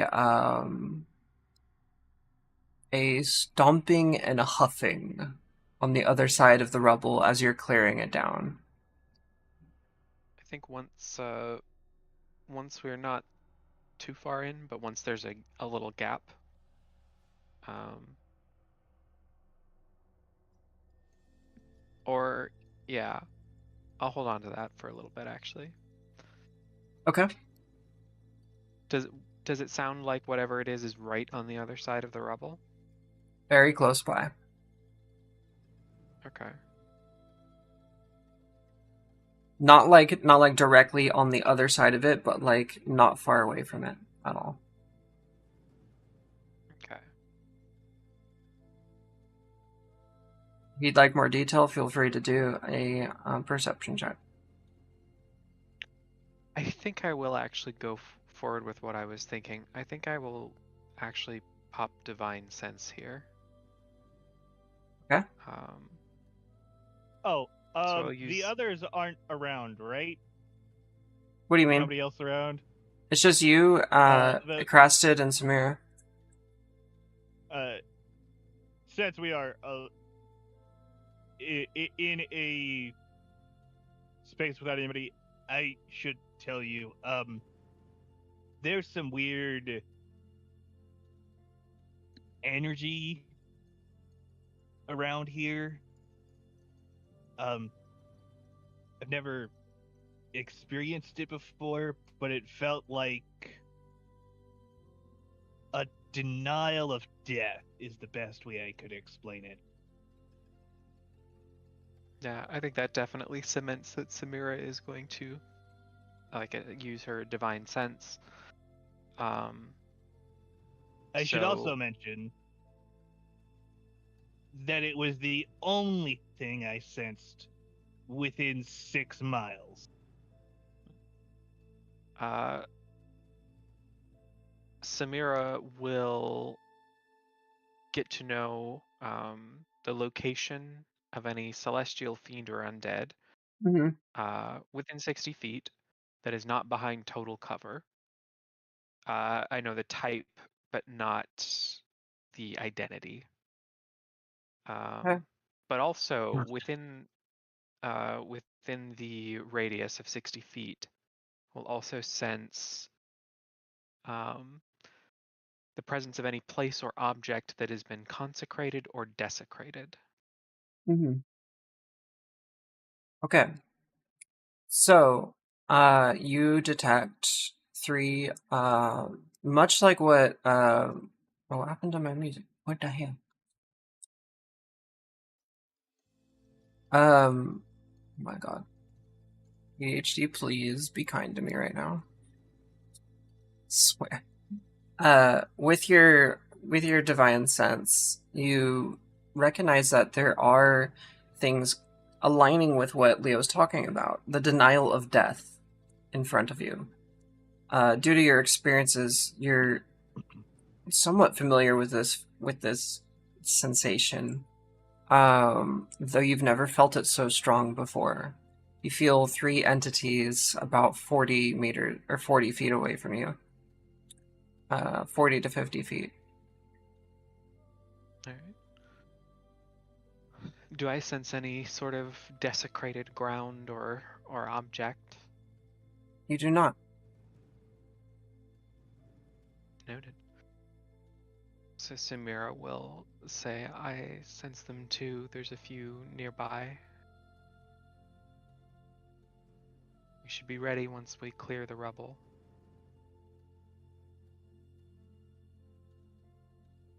Okay. It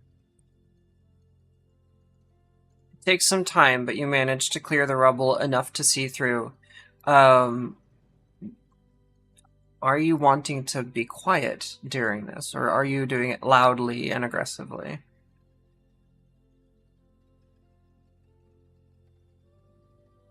I don't think Samira's being reckless exactly, but probably not really so much one can do for stealth while moving rocks around in full plate. Yeah. Samira, I'm gonna have you roll stealth with disadvantage. Leo, you can roll regular stealth. I always roll stealth with disadvantage. I, That's I figure. oh man, All damn. right, all right. Okay. I've only gotten a couple good rolls tonight. 10. You Jeez.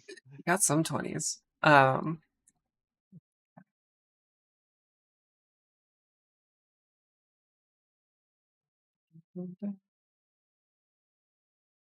Somehow Samira's the stealthy one tonight. Barely. Yeah. Okay, so it takes a few minutes, but you do manage to clear the rubble piles. As soon as you clear the rubble piles, you hear a large stomping on the other side. The huffing is louder, and I need you all to roll for initiative. It's time.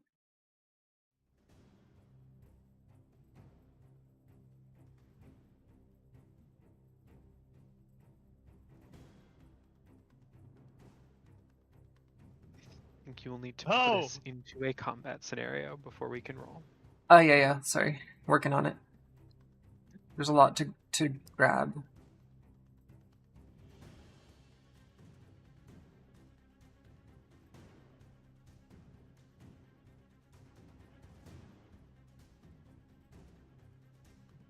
I need to separate you guys so I can manage it. Just a moment.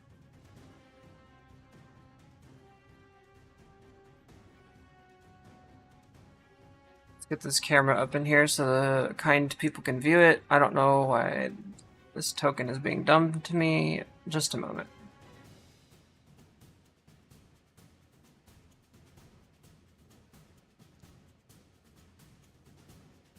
that's not bad. Not too bad at all.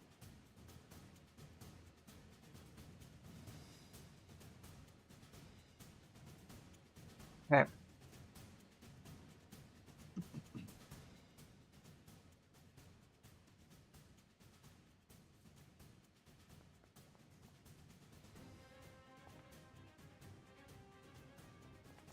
As you enter this building, or into this room, it's cavernous. Above you is a chandelier of candles that are lit, and hanging down above you, there's a large drawer wardrobe type system on one side of the building, and it's in a hexagonal shape.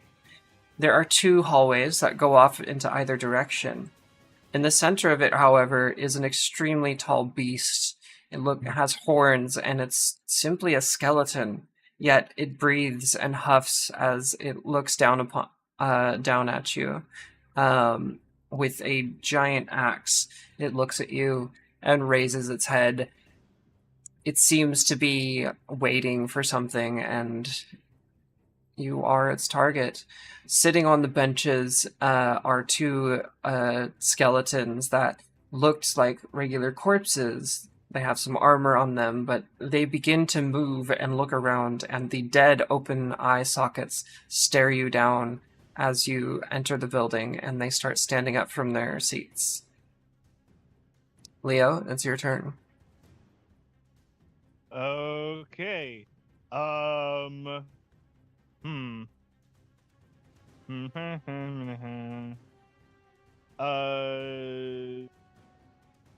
First, because we have some range, I guess, might as well. Leo is going to, is this a wall here? It's not it's literally a rug, but the the program is interpreting it wrong. So yeah. Okay. So, Leo is gonna move over here, I guess.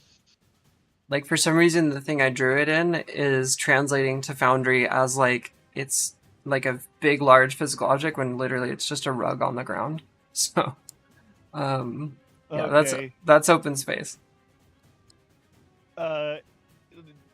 He's gonna move back here, I guess, and he's going to throw a sling. Okay. Damn. At the Minotaur, Yeah, at the Minotaur. that would be a fail. Yeah. Yeah, that is a fail. In that case, you'll just telekinetic shove then. Okay. Hmm. Strength save 13 or be pushed back. Well, today's your lucky day. You pass. Cool. That's just a 5 foot. Goes- Okay. Yeah, just 5 feet back. All right. Give Samira and Crested some space to build momentum. Yeah. And that'll end Leo's turn. Okay.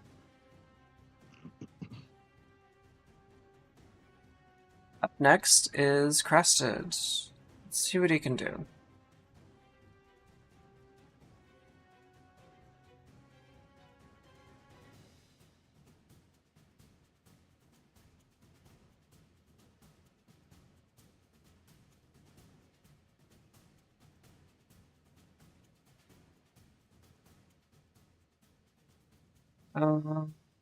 You gotta think about this.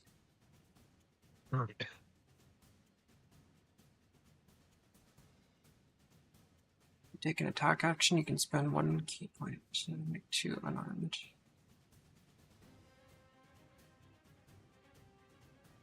Okay, Cross is just gonna go up and swing with the sword, the short sword. Oh god. Crossid swings with his newly acquired shiny short sword, and he just stabs right in between the ribs. Just kind of looks at it confusingly, as it doesn't injure the Minotaur at all. He then sheathes the sword and brings up his fist for a little fight, and he's gonna do a little flurry of blows.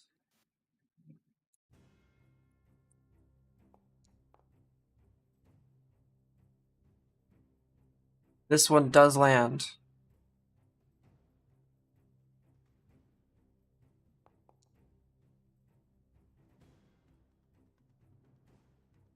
Not very much. Let's try again.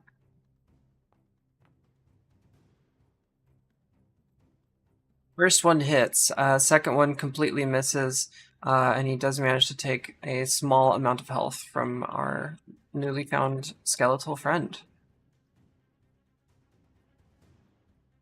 Towering over him, he's looking up at this beast and it's definitely feeling the fear in this moment. Samira, it's your turn.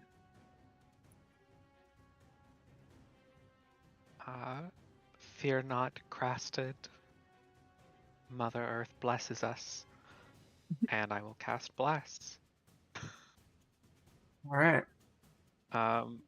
Targeting all three of us in the party. Okay. Excellent. And that will give everyone an additional d4 on attack rolls and saving throws Sick. for 1 minute or until I lose concentration. Okay. And Samira will move up to join Crasted on the front line. Okay. Mouse is being dumb. I need a new mouse. Blech. Where's Blatz? That is my turn.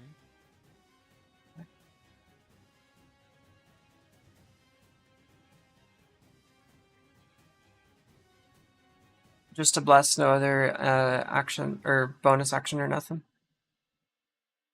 Nope. I have no relevant bonus action. Alrighty. So, Samira, as you walk up to this beast with hoping the lesbian buffs the party. Heck yeah. As this giant old beast watches you walk up with your shiny, brand new armor, it seems to sort of shake its head back in indignation as these two metallic creatures approach it, but especially you, Samira, for some reason. It seems to have an eye of recognition, and as it lifts up its axe and swings down at you, it gets a 14. Is that a hit or a miss? 14 will not hit. Okay. As it comes down, it slams into the ground right between you two, sort of looking at you, cocking its head, and just snorting at you, Samira, as you've run up to challenge it.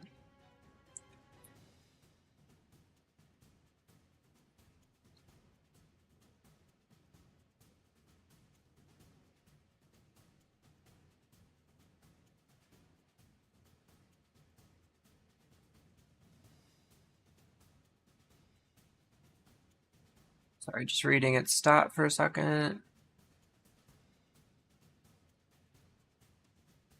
Okay.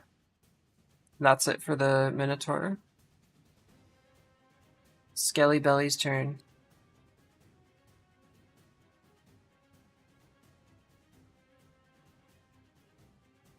As it stands up, Leo, it moves forward 5 steps. It brings up its bow from its back and just sort of like methodically, almost robotically, looks up at you and pulls the string on its sword with a bow and releases it.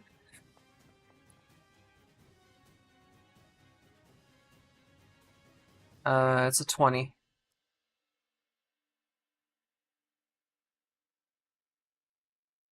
Leo, does a 20 hit?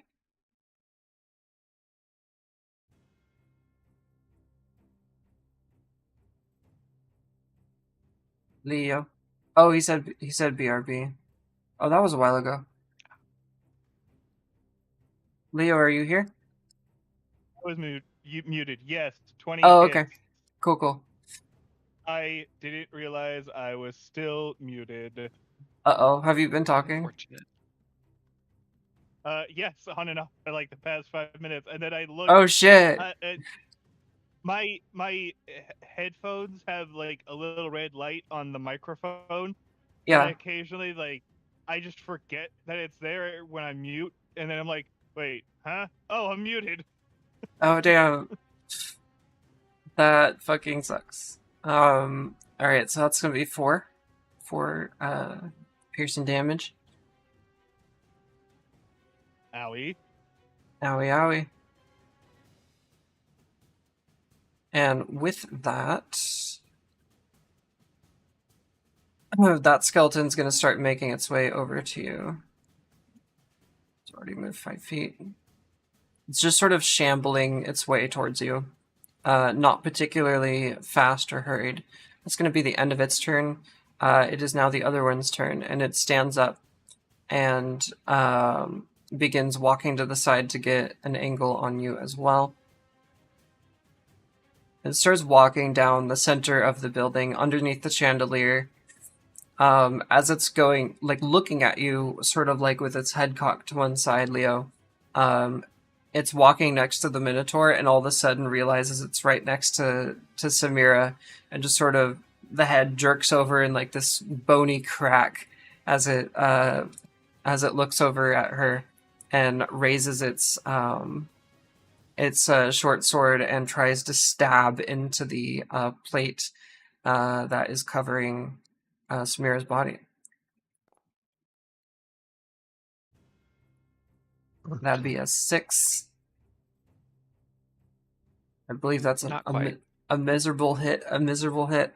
The ancient and rusty short sword just sort of like crumbles into the side of your plate armor as it tries to stab you, and it looks up at its weapon and just sort of is contemplating it. That'll be the end of its turn. Leo, it is now your turn. Uh, one of them is underneath the chandelier. You say yes? Yeah, the skeleton right here. It's underneath the chandelier. Is there, I don't know, anything that like is holding the chandelier, or is it hung from the ceiling? It is hung from the ceiling on a Oh, chain. cool. Um, hmm. I should do it like that. That would make the most sense. But yeah, let's do it like that. I'm gonna sling the chandelier. Okay. Are you attempting to knock it down? Yeah. I'll take that into consideration.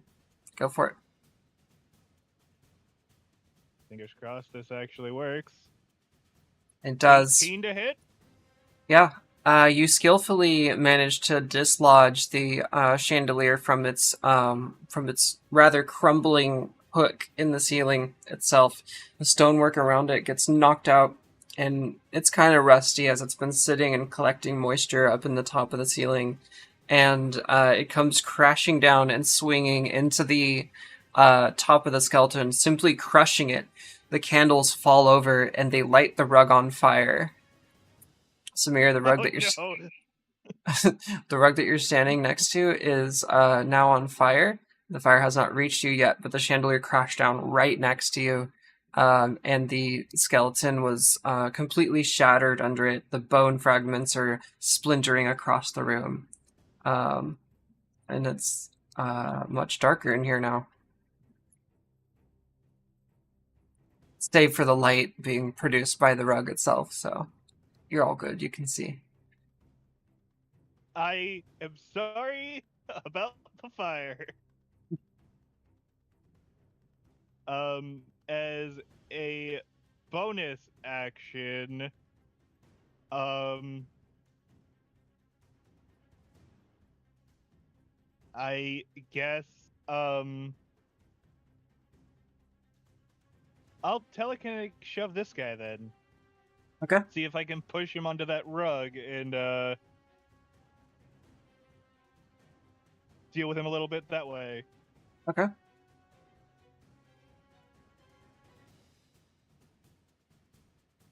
Oh, yeah, right. I gotta push the button.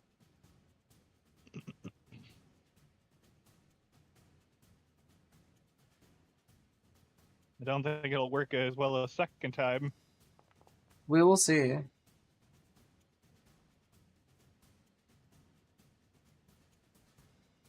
Fails. So, oh my god, I need a new mouse. This thing keeps tweaking out on me. So, the skeleton falls back and into the fire, and I need to roll some dice.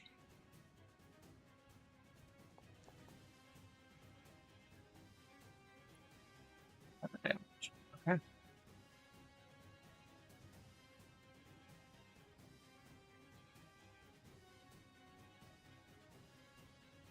So the skeleton is on fire. Its ancient and tattered clothes are ablaze on it as it starts to char the skin, and it turns to brittle and black. The thing is writhing around, and it is on the ground currently, but still very much alive.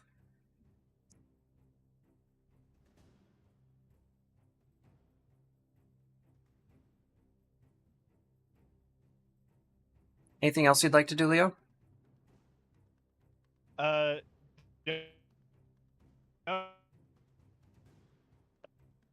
Sorry, your Discord connection is messing up. Try again? He'll end his turn. He's super static. Okay, cool. Sorry, it was going robo voice. Speaking of robo voice, for sure. I might have to get a new headset again soon. Damn it. It sounds like Discord issues, not headset, but I'm not sure. No, I'll explain it after the game. Okay, sounds good. So Crasted brings up his sword again and fully intends to use it against his foe. Do not forget, you have an extra D4 on that attack roll.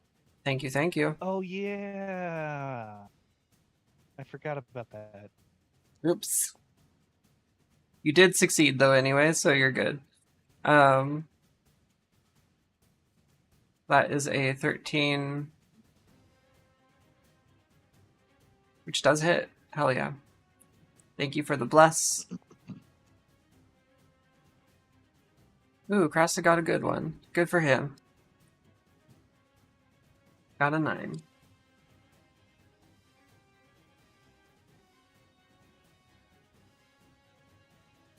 Okay. Crasta, after his first failure with his sword, sort of looks down and studies the skeletal structure for a moment, and actually comes back in and takes off a rib or two with indignation as he starts to understand how to use his new weapon. As far as that goes, I don't think there's anything else that he can do.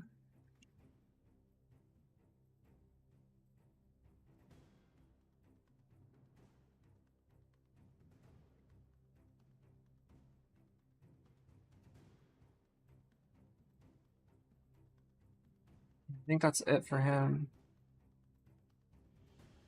I don't think... Can he bonus action hit? I forgot. It's been so long since I've played a monk.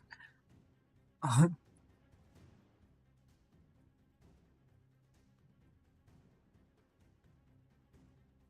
think that's going to be it for him. He should have an unarmed... with a short sword, monk should have an unarmed strike as a bonus action. Yeah? Okay, because I'm like... They don't have to flurry of blows. They just have to...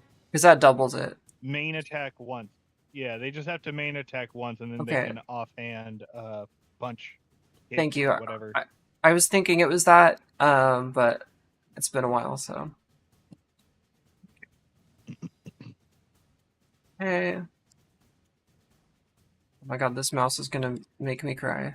Every time I right click, it like double right clicks, and so anything I click like just instantly goes away. Oh no. It's driving me nuts. It is like a 15-year-old mouse, so like I understand. So that certainly hits. That'll do it. Yeah, and I use it a lot. So. Yeah. Okay. So after his short sword slash and chomping of those ribs, he manages to swing back with his other fist and cracks another rib. The Minotaur is starting to feel some heat. Not to mention the fire. Samira, it's your turn. The rug next to you is on fire. It has not touched you yet, but you may want to consider moving. Yeah, I will take some actions and then I'll move. Okay. First amongst those actions, I would like to use my Booming Blade cantrip and make an attack on the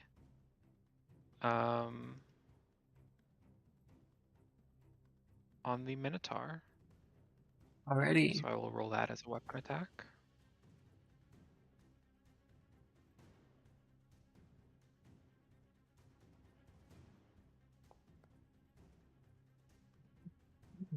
Be an 18 to hit. Absolutely.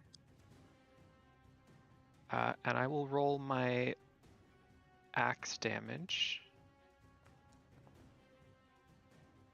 which is only a 5, but I think, given that we are fighting the undead, I think it's time to start some smites. So I am going to add Divine Smite damage versus undead on this. Okay. Let's do it. Yay for bonus D8s. Yeah. So that'll Hell be an yeah. additional 15 damage. Okay. Radiant damage onto that strike. Would you like to describe this rather significant hit?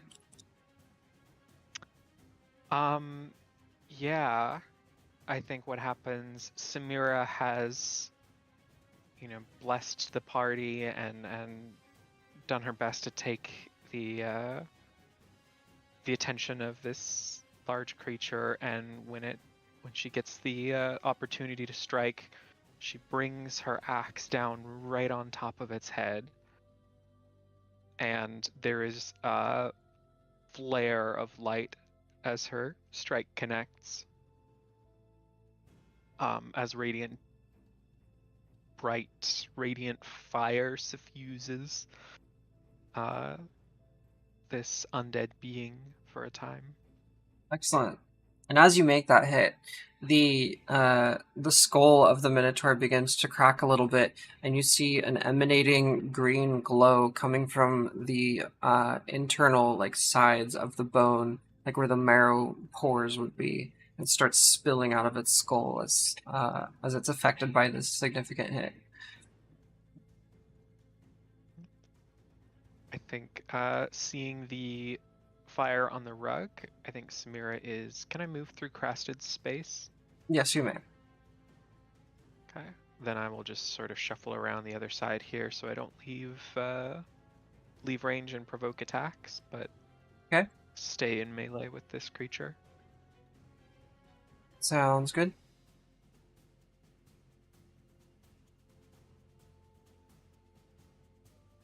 And that is my turn. Excellent.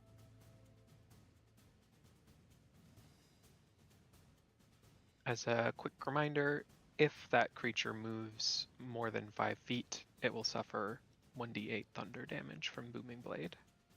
Sweet. Let's see. Seeing that it's being kind of pushed towards the fire, Samir, with you moving over there, it's going to try and clear a path through Crasted.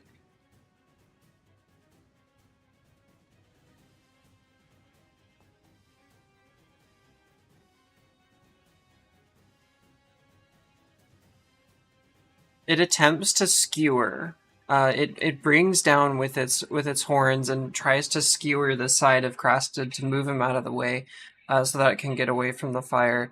And instead, it just sort of clunks on Crasted's nice shiny armored skin, if you will, and he just kind of looks down at the Minotaur, a bit confused by its behavior, and it fails its attack. Seems rather pushed into a corner at the moment.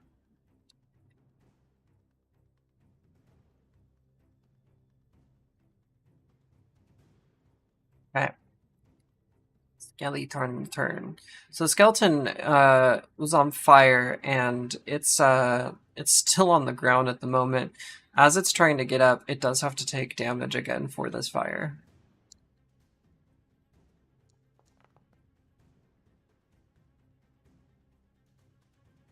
It's going to be a 3. It manages to get up and use its its energy to get up off the ground, but it's still very much cindering. Leo, it seems determined to kill you, and it begins shambling its way towards you, still smoking, and you can smell this like burning ancient marrow and bone and sinew just sort of reeking in front of you as it walks up to you, jaw agape as its clothes are smoldering off of it. It takes a swing at you with its short sword.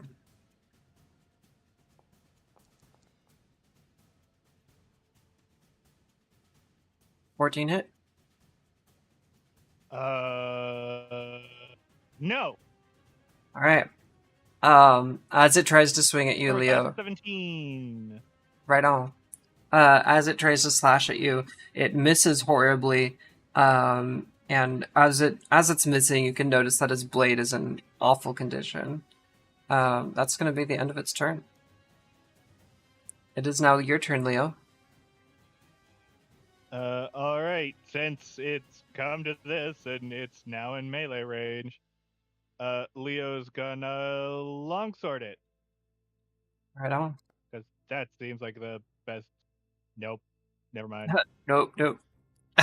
You stab right through its ribs, just like Cresta did earlier with the Minotaur. Didn't hurt it at all. Telekinetic shove. All right. Oh my God, what am I doing? Strength save. Yeah, I was just clicking weird places. It succeeds. Ah, well, damn. Never mind. As you do that, the cinders and the remaining bits of burning clothes just like fall off of the skeleton as you do that. It's now just a bare naked skeleton attacking you. Anything else you'd like to do?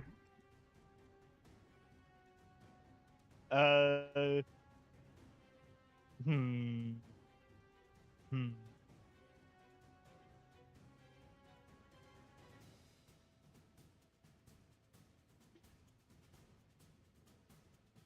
No. Trying to get out of this thing's range. Well. Yeah, he'll 5, 10, 15, 20, 25.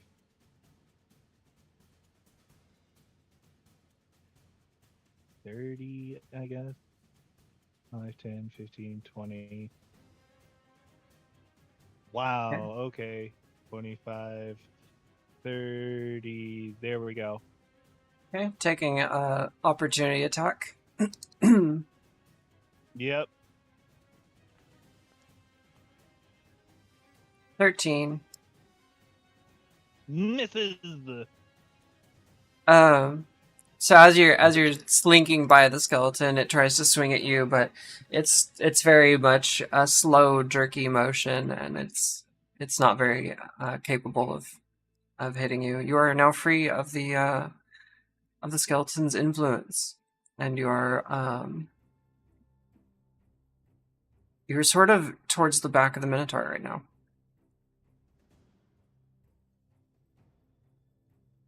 Okay. It is Crasted's turn. Yep. Sorry, are you done with your turn? Yes, that is the end of my turn. Cool. I just like to verify. Crast is going to take a swing with the short sword again. You still have that 4. Thank you. Great.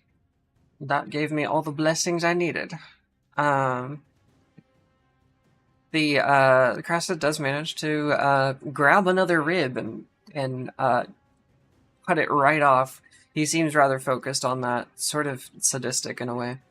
But he inflicts pain in his own ways. Not a huge amount of damage, but certainly worth it. With that, he will spin around and do a little kick with his feet.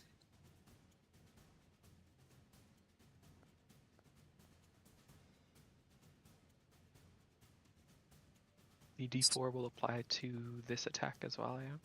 Yeah. And just enough, he manages to stumble the creature a bit. Let's see what it... Yep, just a bit of a hit to the shins. Not a terrible round for Krasta, but not the best. The Minotaur is starting to look a little bit out of breath, if you can imagine, without lungs. That'll be the end of Krasta's turn.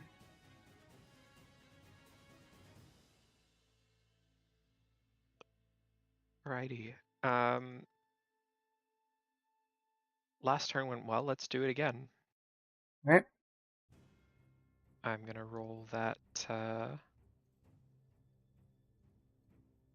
battle axe. Can I add a D4? I believe you blessed all three, so yeah. Yeah. I meant, can I do it in the interface? And I Oh, did. nice. It's a wonderful hit. Excellent hit. That's a big hit. Yeah. Yeah. Let's hope it follows through. I will go ahead and roll damage. So the damage isn't great, No. but I have more smites. So let's do another divine smite into this big creature. Okay.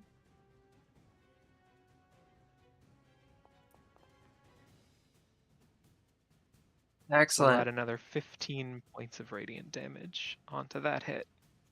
Okay.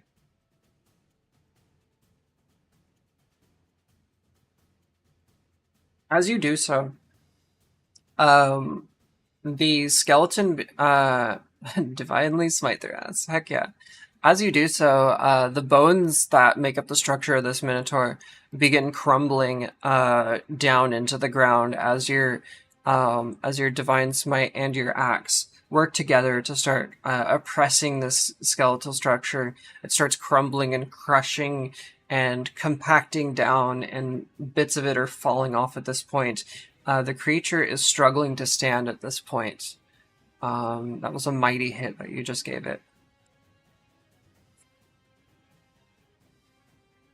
And that is the end of Samira's turn as this sort of thunderous vibration crackles around the undead creature. Excellent. With that, it's going to try and do one last attack at you as best as it can.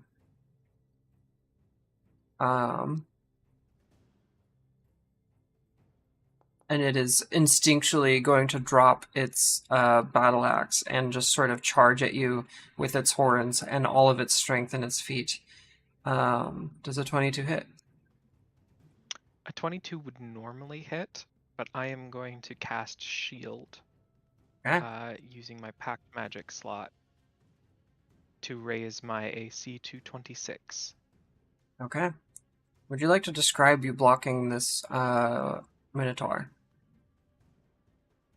I think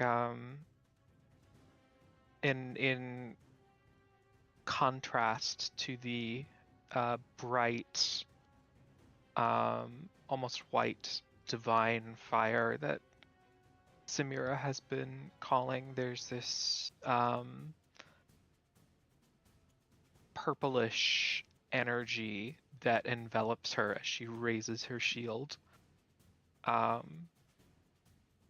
And she interposes her physical shield just in time, but as the blow connects, this bright purplish light flares around her in a sphere, and she is unscathed. Excellent. Determined and dejected at the same time, this Minotaur looks at you with a confusion and a bit of respect as you block its blow. It is our shambling skeleton friend's turn, and it's gonna make its way over to Croston.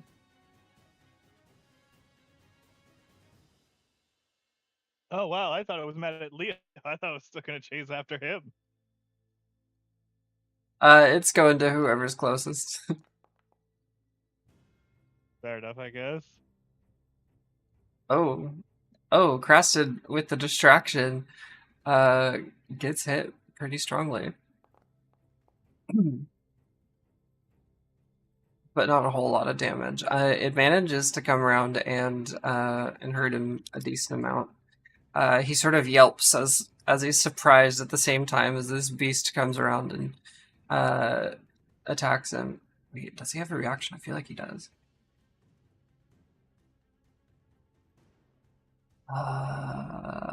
He does for missiles. Okay. Um, that's going to be now Leo's turn. Okay, since it went off towards Carasted, Leo's gonna sling that skeleton. Which one? Never mind. The smaller one. You do have the D4 to Looking at roll for your your, bless. Yeah, let's add that, I guess. 4, so 11? Not quite enough. Didn't think so. Anything else you'd like to do? Leo's gonna move over here, and he's gonna telekinetic shove, pull, the Minotaur onto the burning rug. Excellent choice. Try to get this camera to work. I'm so sad that that thing made it a wall. Sorry. I'm distracted by the program being dumb. Yeah, even what looks like the benches are considered walls right now. Yeah, I know. It's like, I don't know why it translated that way. It usually doesn't, but okay. So yeah, you managed to pull it on there, and I'm gonna roll some damage. Leo, you kill the Minotaur by dragging its crumbly, bony, necrotic energy leaking ass onto the burning rug. Would you like to describe its death? Yeah, as Leo kind of focuses with his invisible hand, this uh kind of translucent giant hand just kind of grabs the skeleton, Minotaur skeleton by the skull and drags it into the fire and kind of just shoves it into the ground on top of its already dead compatriot. I love it. Yeah, it adds to the fire and it gets brighter in this room as its bones begin burning like a funeral pyre. And you have successfully defeated the most significant threat in this room, but all threats are not over. Is there anything else you'd like to do in this room? Or on your turn? Uh, um, no, I think I'll be good. Okay. Alright, it's Cross's turn, and he's gonna spin around and make his attention to our little cindery friend here.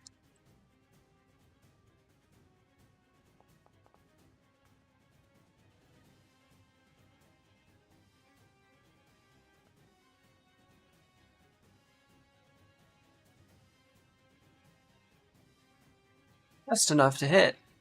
Thanks to the bless, he's gonna attack it.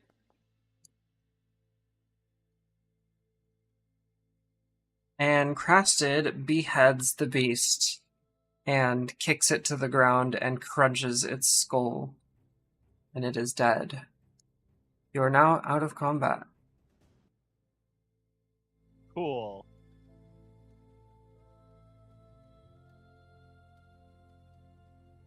as the stench of the burning bones fill the air.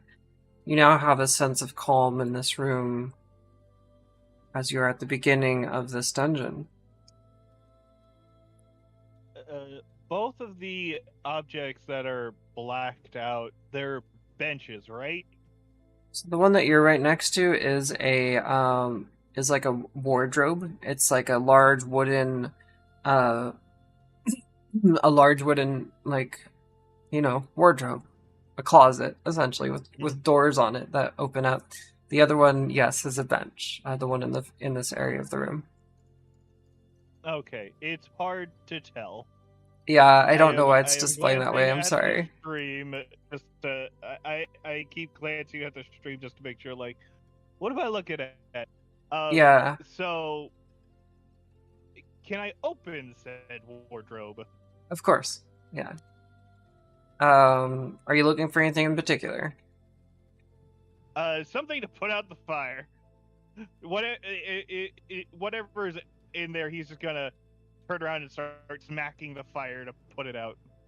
When you open it, you do find some really, really, really, really, really, really old leather armor that, like, as you grab it to go put out the fire, it crumbles in your hands and falls to the ground. Um, it's no longer, you know, being held together by anything other than hopes and dreams. There are some various rusty weapons in there, and some old boots that are in a similar condition to the leather armor. Unfortunately, you may just have to let this fire burn out. Fortunately, the building is made of stone, or the room itself is made of stone, so it's not going to spread, as it were. Samira has a cloak as a part of her traveler's clothes. I think she might be able to use that to try and beat out the fire. Okay. I should let you know that over in the corner, since especially you can't see anything right now, is a water basin over here in the corner. Oh, okay. Leo will use the water basin then. Yeah, as you begin pulling Yeah. water, are you just putting it in your hands, or like how are you doing that? It's a sink, essentially.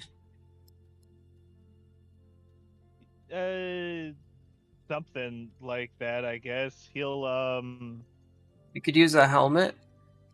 Find a helmet yeah, in the wardrobe. There's like an old metal helmet there that's pretty rusty, but can definitely hold some water. Is this? yeah, Would it be he'll would it be too morbid to use one of the skulls from That's these up to you. undead? You could do that if you'd like.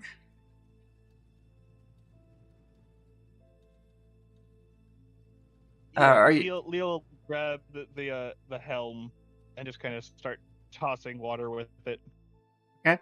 As you do, the water just comes right back. The basin stays filled at the top level, and as soon as you pull water out of it, it just fills right back up.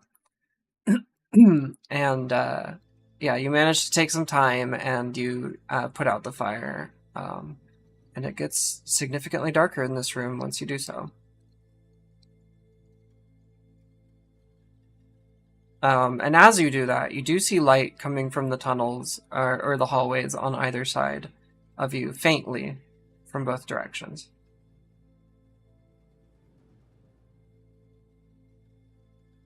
Wow. It was an exciting entrance. Mm-hmm. It certainly was a surprise.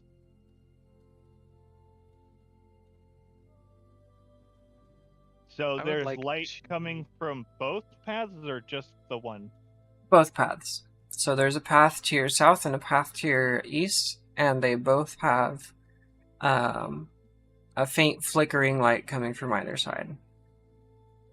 The one below you is a bit stronger in light. This one is a bit weaker to the right. I would like to, standing sort of here at the edge of the path, I'd like to try another divine sense and see if I pick up anything in the 60 feet ahead of me. Okay. You do indeed. Am I allowed to tell you count? Yes, I sense the location and nature of anything on that list. Celestial fiend or undead. You discover one undead and 60 feet away from you. All right.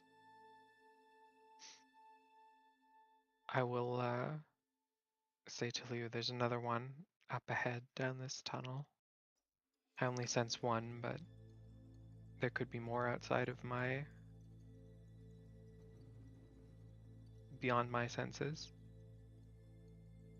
Yeah. Do we want to head up the way that there might not be enemies, or do we want to head down the way where there is certainly at least an enemy? What do you think?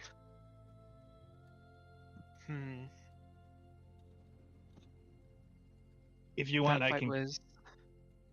go ahead and scout it out a little, or try to. As long as it's just scouting. I promise I will not get into a fight. If In that case, there is a hostile, I shall avoid it. yes. In that case,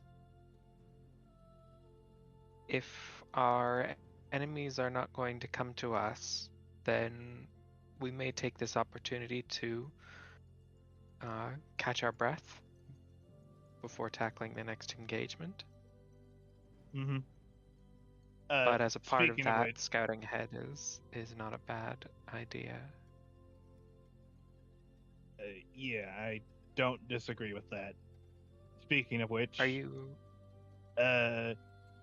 Leo whistles off into the distance to summon Basker because I forgot about him. The player forgot about Basker, not Leo. Oh no! I thought you were just keeping him in the pocket. I was technically Sure. Basker. He arrives with an enthusiastic woof. Woof. And it's that big deep woof Yeah, that you see from like one of those like big old Saint Bernardis. exactly. Basker, you see that little path over there? As he points towards this path over here. Basker nods. Head over there and keep an eye and just watch for now. I'll be back, okay, buddy? He trots over and sits down and just stares down the hallway. He whispers to him, "Good boy, good boy, good boy." He doesn't move his head, but his tail begins wagging.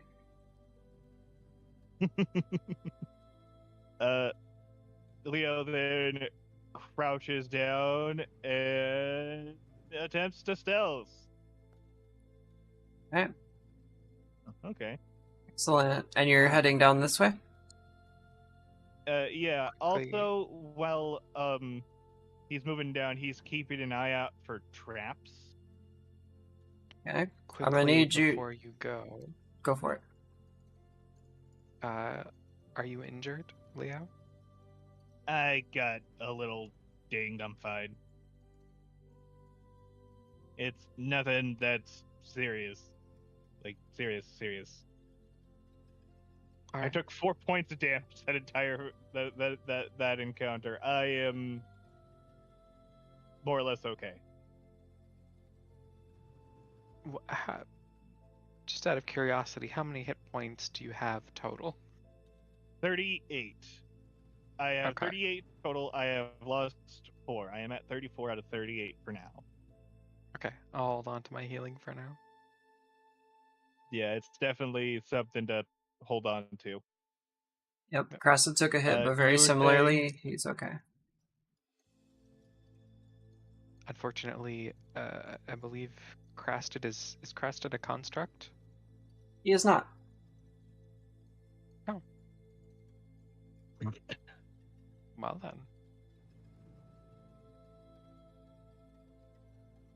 Good to know.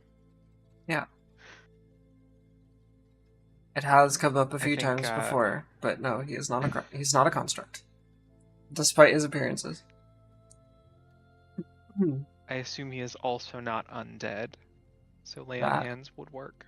that is also correct. Standard healing spells do work for him, but again, he has plenty of health right now. Useful to know for later. Yeah.